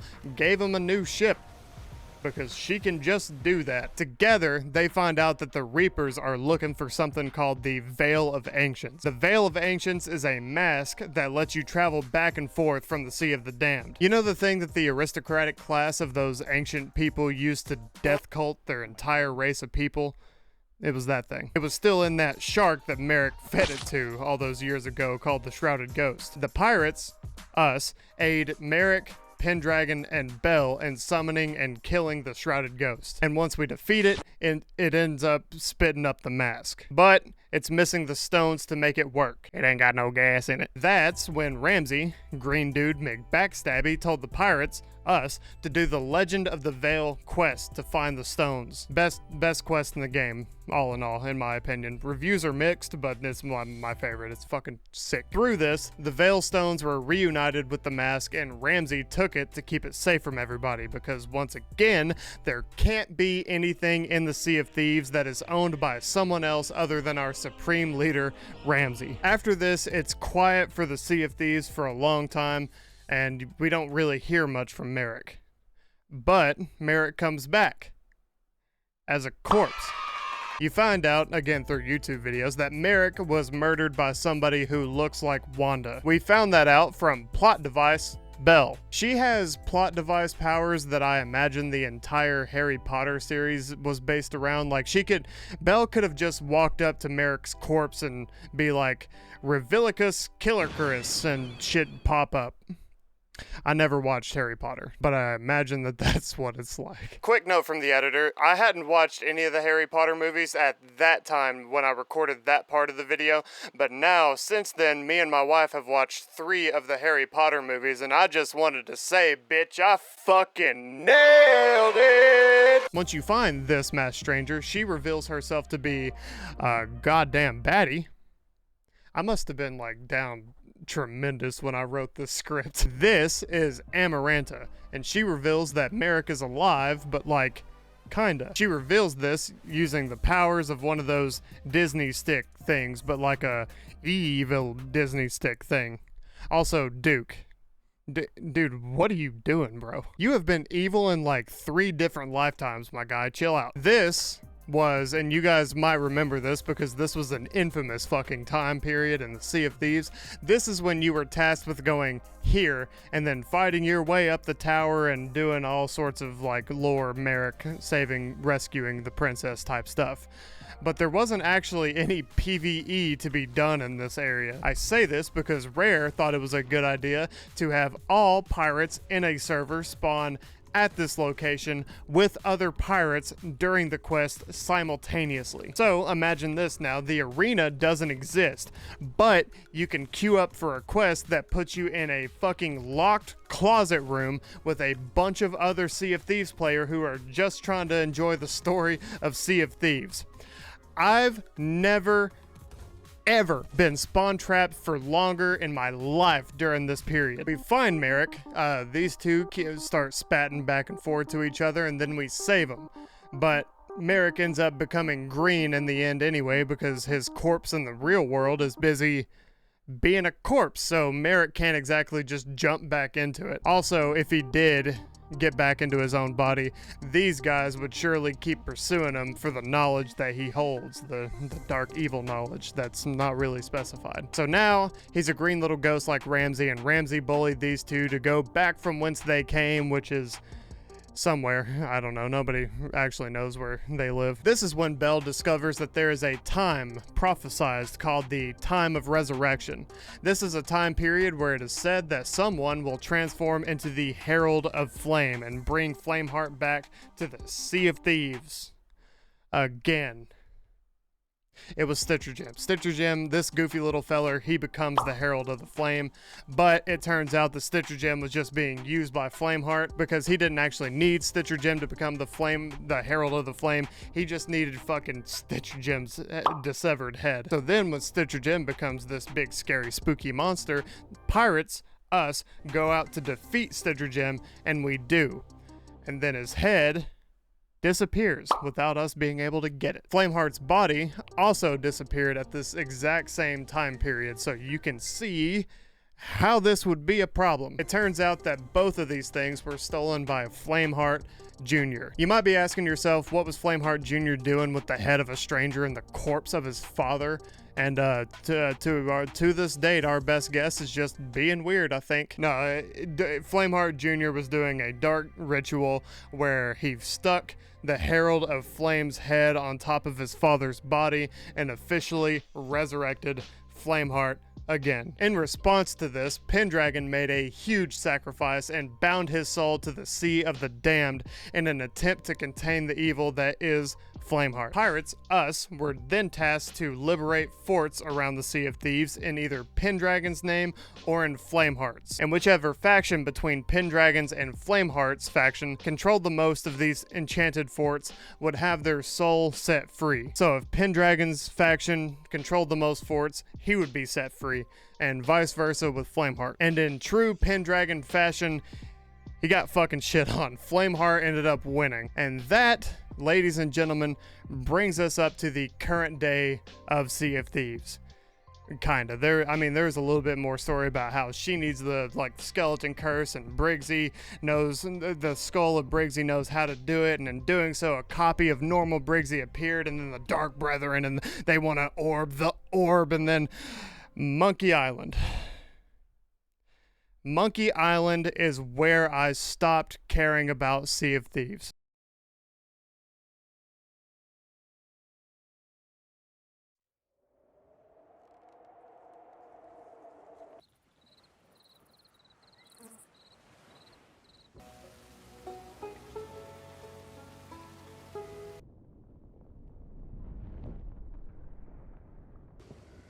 Things are quiet, and when it's not quiet, it's not great. Sea of Thieves is currently in the worst state it has ever been in. It has the lowest amount of players actively playing the game than ever before, and it isn't getting any better. But why? It seems like the general Sea of Thieves community, at least those who play very regularly, are starting to share my long-standing criticisms of not just the game, but the direction we're headed. Experience with Sea of Thieves Season 11. 7 out of 10. I'm excited. I have reservations. I have concerns. But overall, fuck it. The game is just fucking slow and fucking mediocre right now. I'll take anything. Fucking let them teleport. I don't give a shit. The way the game is right now, it can't get worse.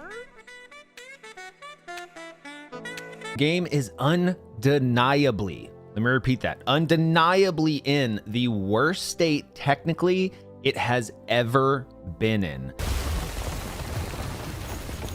Oh no. Oh, f me, dude. This is bad. I can't adjust sails. Or full sail. Oh, we don't have cannons. Viewership on Twitch is flatlining as the category has hit the lowest viewership in exactly 4 years. Before I start this diatribe, I just wanted to say that I'm not like a hardcore PvP person in Sea of Thieves. It's gonna sound like it because I wrote this next section in like an autistic rage, but really my only gripe with Sea of Thieves is that they need to focus on the sandbox of Sea of Thieves instead of like Monkey Island and Pirate's Life. The game is a slow, buggy mess right now, and I adamantly disagree with them focusing on PvE events that are basically separate from the sandbox itself. So alrighty, fellers, let's get this autistic rage started, baby! If you'll notice, I tried my best to completely skip over the Pirates of the Caribbean shit, too. See, I started playing this game sometime around late 2020 COVID season, and I loved it. I loved the shit out of this game. I annoyed all my friends to play this game for more than like a year, I think. I even got some of the more unfortunate friends to grind this game all the way out to Pirate Legend with me. Late 2020 COVID season was around the time that the Vault of Ancients came out. Do you remember when I was talking about the gold hoarders putting all their shit into vaults? This was the thing. And then people like me was stealing that shit. This update made quests go from this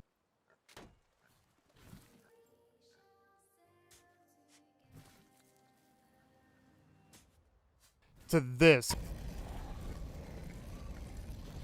Yeah, look at all the captains. Holy crap. And it was fucking amazing. It was the only time I ever got to helm a galleon because I actually had 3 other people who wanted to do the quest in this game. Because obviously the quest was new and exciting and fun and innovative for the game as a whole. Some of the fondest memories I have of this game was back when it was me and 3 of my buddies cautiously sailing all the way back to an outpost with a ship that was loaded down with vault loot. All 4 of us had our spy glasses out, vigorously scanning the horizon for enemy ships, and I was fucking white knuckling the steering wheel, fully prepared to run the fuck away from anybody who wanted our loot. The game was like a stress simulator for all of us, and we still 3 years later talk about how much fun that was. There was one night in particular where we ran away from an Ashen Brigantine for 2 hours, and the only way that we got away from it was sailing into a storm. And in the storm, we found another crewman that was just fishing inside of the storm. I pulled up beside him and I started shouting through the in-game chat with the little horn, you know. I was like,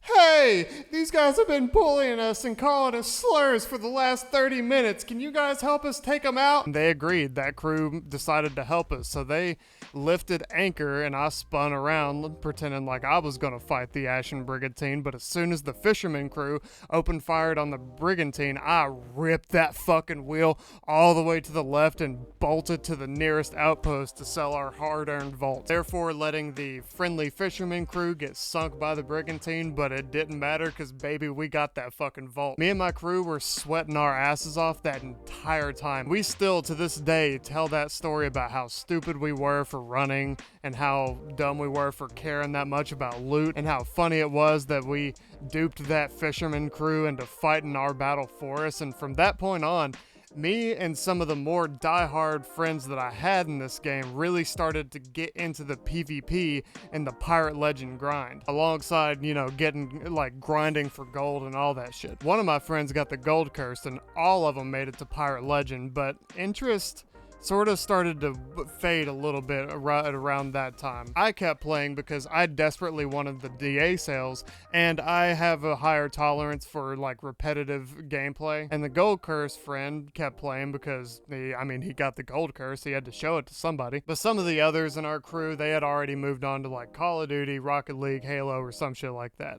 And at the time, I really didn't understand why. Like, we were all progressing at the game and nothing about the game had changed, so why were we sort of losing interest at this time? In retrospect, I think it's because nothing had changed about this game. Nothing had changed about this game in like a year that we had played it. It's like we all started the game at the perfect time, because while we were playing it and getting head over heels in love with this game and learning all the in-depth mechanic, this was when the Pirate's Life Tall Tale came out. And this is when Rare dumped all of their resources into this tall tale because of course they did, because Disney money. And while this tall tale was happening, the entire rest of the game was basically put on pause.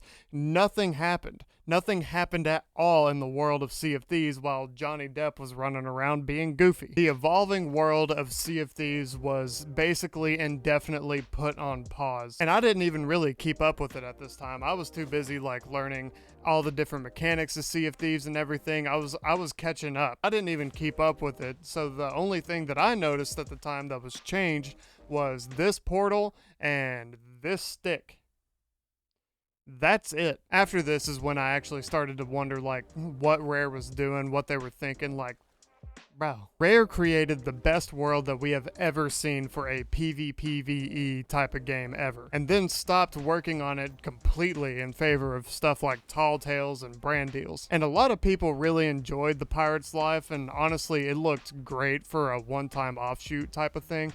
But one thing that I've noticed is that I don't think Rare ever intended to make a PvPvE game. See, if you'll notice in the lore that I spent the majority of this video talking about, PvP and fighting between pirates is actively scrutinized. All the bad guys in this game are mainly focused around PvP combat. That's Flameheart's entire fucking mission statement. The Reapers are the bad guys in the game that are they're there to be stood up to. Meanwhile, the Pirate Lord Ramsay, who stands for alliances, being friends, and holding hands to go on adventures together, is treated like the perfect archetype for what a pirate should be. Ramsay is the hero of Sea of Thieves, or at least is that way in the lore. And I know in the game you can pick whatever side you want to pick, but they only make updates for one side of this game, and it is for Ramsay. It is for adventures and story quest.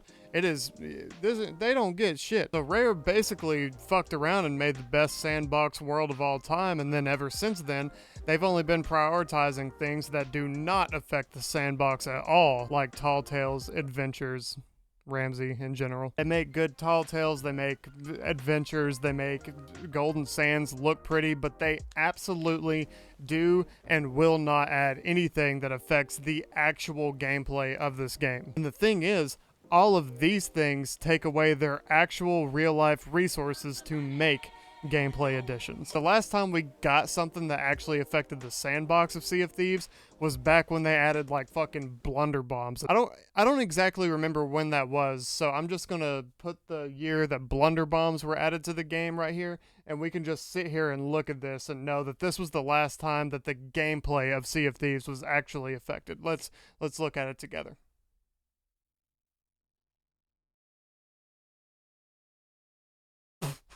And ever since then, the only thing Rare is worried about is non-replayable PvE content. Time-limited non-replayable PvE content, by the fucking way. These adventures are time-limited. You cannot play these old adventures anymore. They take months of development time to make adventures that are only available for a couple of fucking weeks, and then they turn that adventure off for the next adventure. And if you didn't play that first adventure while it was out, then cry about it. This lore video actually got kind of like fucking difficult to make towards the end because I had to watch like 30 different lore videos because the adventures weren't playable when I wrote the script for this video because I had missed the boat on it. All I did was rip off like Captain Falcor and like these people. I put them on there. I'm not the only one to make a Sea of Thieves lore video. I am the only one with a green screen so far. This is not a green screen. This is an Xbox Kinect, a little behind the scenes. It's like Rare started making this game with two ideas on how they could make the game, and they fully committed to neither. Non-replayable PvE events are something that literally nobody is interested in long term, and PvP has been consistently neglected. But Mouse, what about the Hourglass mode? Oh yeah, you mean the mode that separates the player from the sandbox. You know, the sandbox, the thing that we are all here to be in. The mode that Rare just kind of threw at us like a bone, like, here, go play with your PvE and leave us all the fuck alone. We got adventures to do, pussy. And I stuck around for the Hourglass PvP stuff. That's the last time I played this game seriously, and at that point it was just down to me and my gold curse buddy playing it, and that was it. The pool of people that were playing this game with me went from like somewhere in the teens to just me and one other dumbass. And it looked like there was hope on the horizon for like PvP stuff once Rare started looking into the Hourglass stuff. Because during that update, they added stuff like harpoons that automatically put shit on your ship, the Sovereigns, and people couldn't run off into the Red Sea anymore to protect their loot, which that was a big one. The ship would go down in the Red Sea and all the loot would spawn back inside the map, so there was no point in running into the Red Sea anymore. All of those things were welcome updates, but do you understand how deprived we are for content when we all collectively get excited about the harpoon update? Like, not even a big one, just instead of having to grab stuff off of the harpoon like a bunch of cavemen, the harpoon does that one little step for you, and we were all like, woo! Harpoons, baby, let's fucking go! Ho, ho, ho, ho, ho, ho. Because it was the only content we got for the last like 100 years, so of course we were excited about it. Plus, the Pirate's Life tale was also finally over at that point, so they stopped having to pump updates into that tall tale and could actually focus on the fucking game. That's when we had hope that Rare would start focusing on the gameplay of Sea of Thieves, and that's what was keeping me and my buddy into actually playing the Sea of Thieves. Just the hope of a future where they actually added shit to the sandbox instead of allocating all of their resources to the non-replayable PvE time-limited tall tales that don't even have anything to do with the Sea of Thieves itself. Those kind of updates, that's what was keeping me into Sea of Thieves at the time. I was like, finally, they don't have to fuck with Disney anymore. They can keep making content updates for the actual sandbox itself. I was like, surely to God, they can't make that mistake again. They are only going to focus on the sandbox update because the community went wild for harpoons. Just imagine what else they're going to add. And then, instead of doing anything else, they added Monkey Island. And that's when I stopped caring about it. That was the straw that entirely broke the camel's back.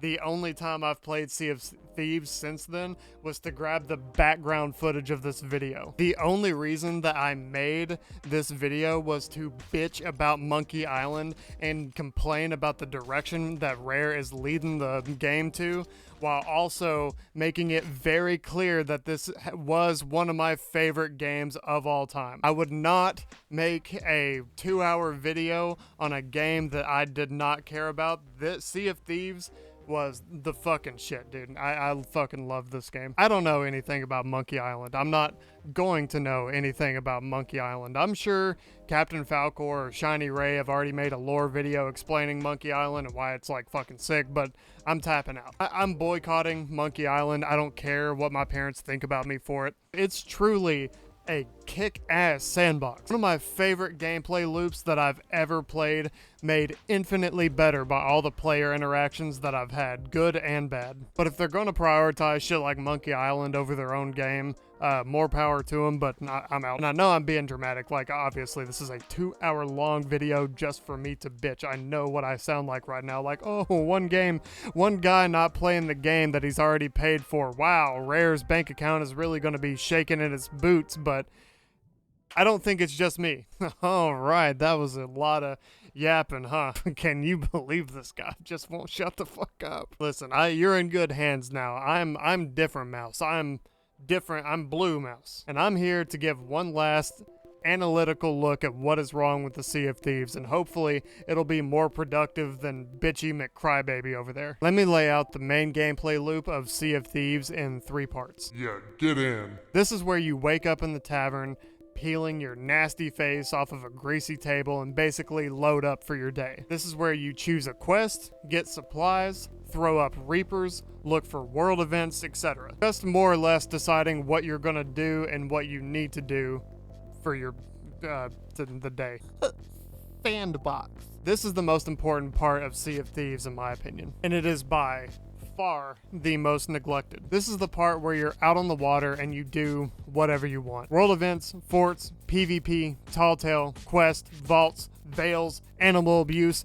Every day is an adventure. This is the part of the game that I think would add the most replayability if they were to focus on it. And I think it's a pretty valid claim because there's games like Rust, Ark, and DayZ that do focus on their sandbox exclusively, and their numbers just be steady staying on the up, which is bananas because those games look like shit. And the UI for all those games have a very like cock and ball torture aesthetic. Can you imagine if they were to focus on tall tales and time limited story missions instead of the sandbox in a game like Rust? I mean, just imagine it. I'm gonna imagine it right now. Look.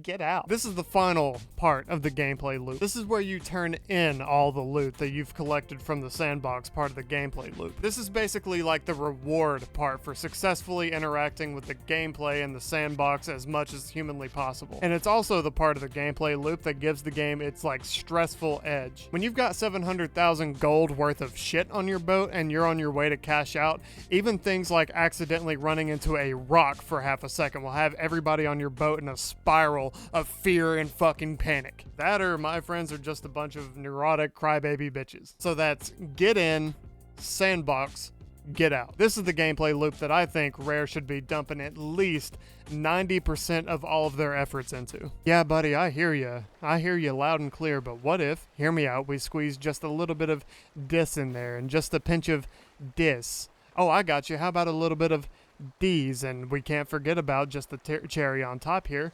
This. There. Masterpiece. But what about the sandbox? The what? I'm gonna kill myself. By shoving all of this other stuff into the main gameplay loop of Sea of Thieves, it is separated from the main gameplay loop. It does nothing to improve the main gameplay loop, and it actively takes away resources from the main gameplay loop, which significantly cuts down the content that people actually play Sea of Thieves for, and therefore kneecapping the replayability and the player count. Thank you for coming to my TED Talk. Oh my god, I finished the video. Also, I drive a truck for a living, so keep in mind, I've never known what I was talking about for a single second of my entire life, but I don't buy the, oh, the engine can't take it when we add new features to the game. This game was made in Unreal Engine 4.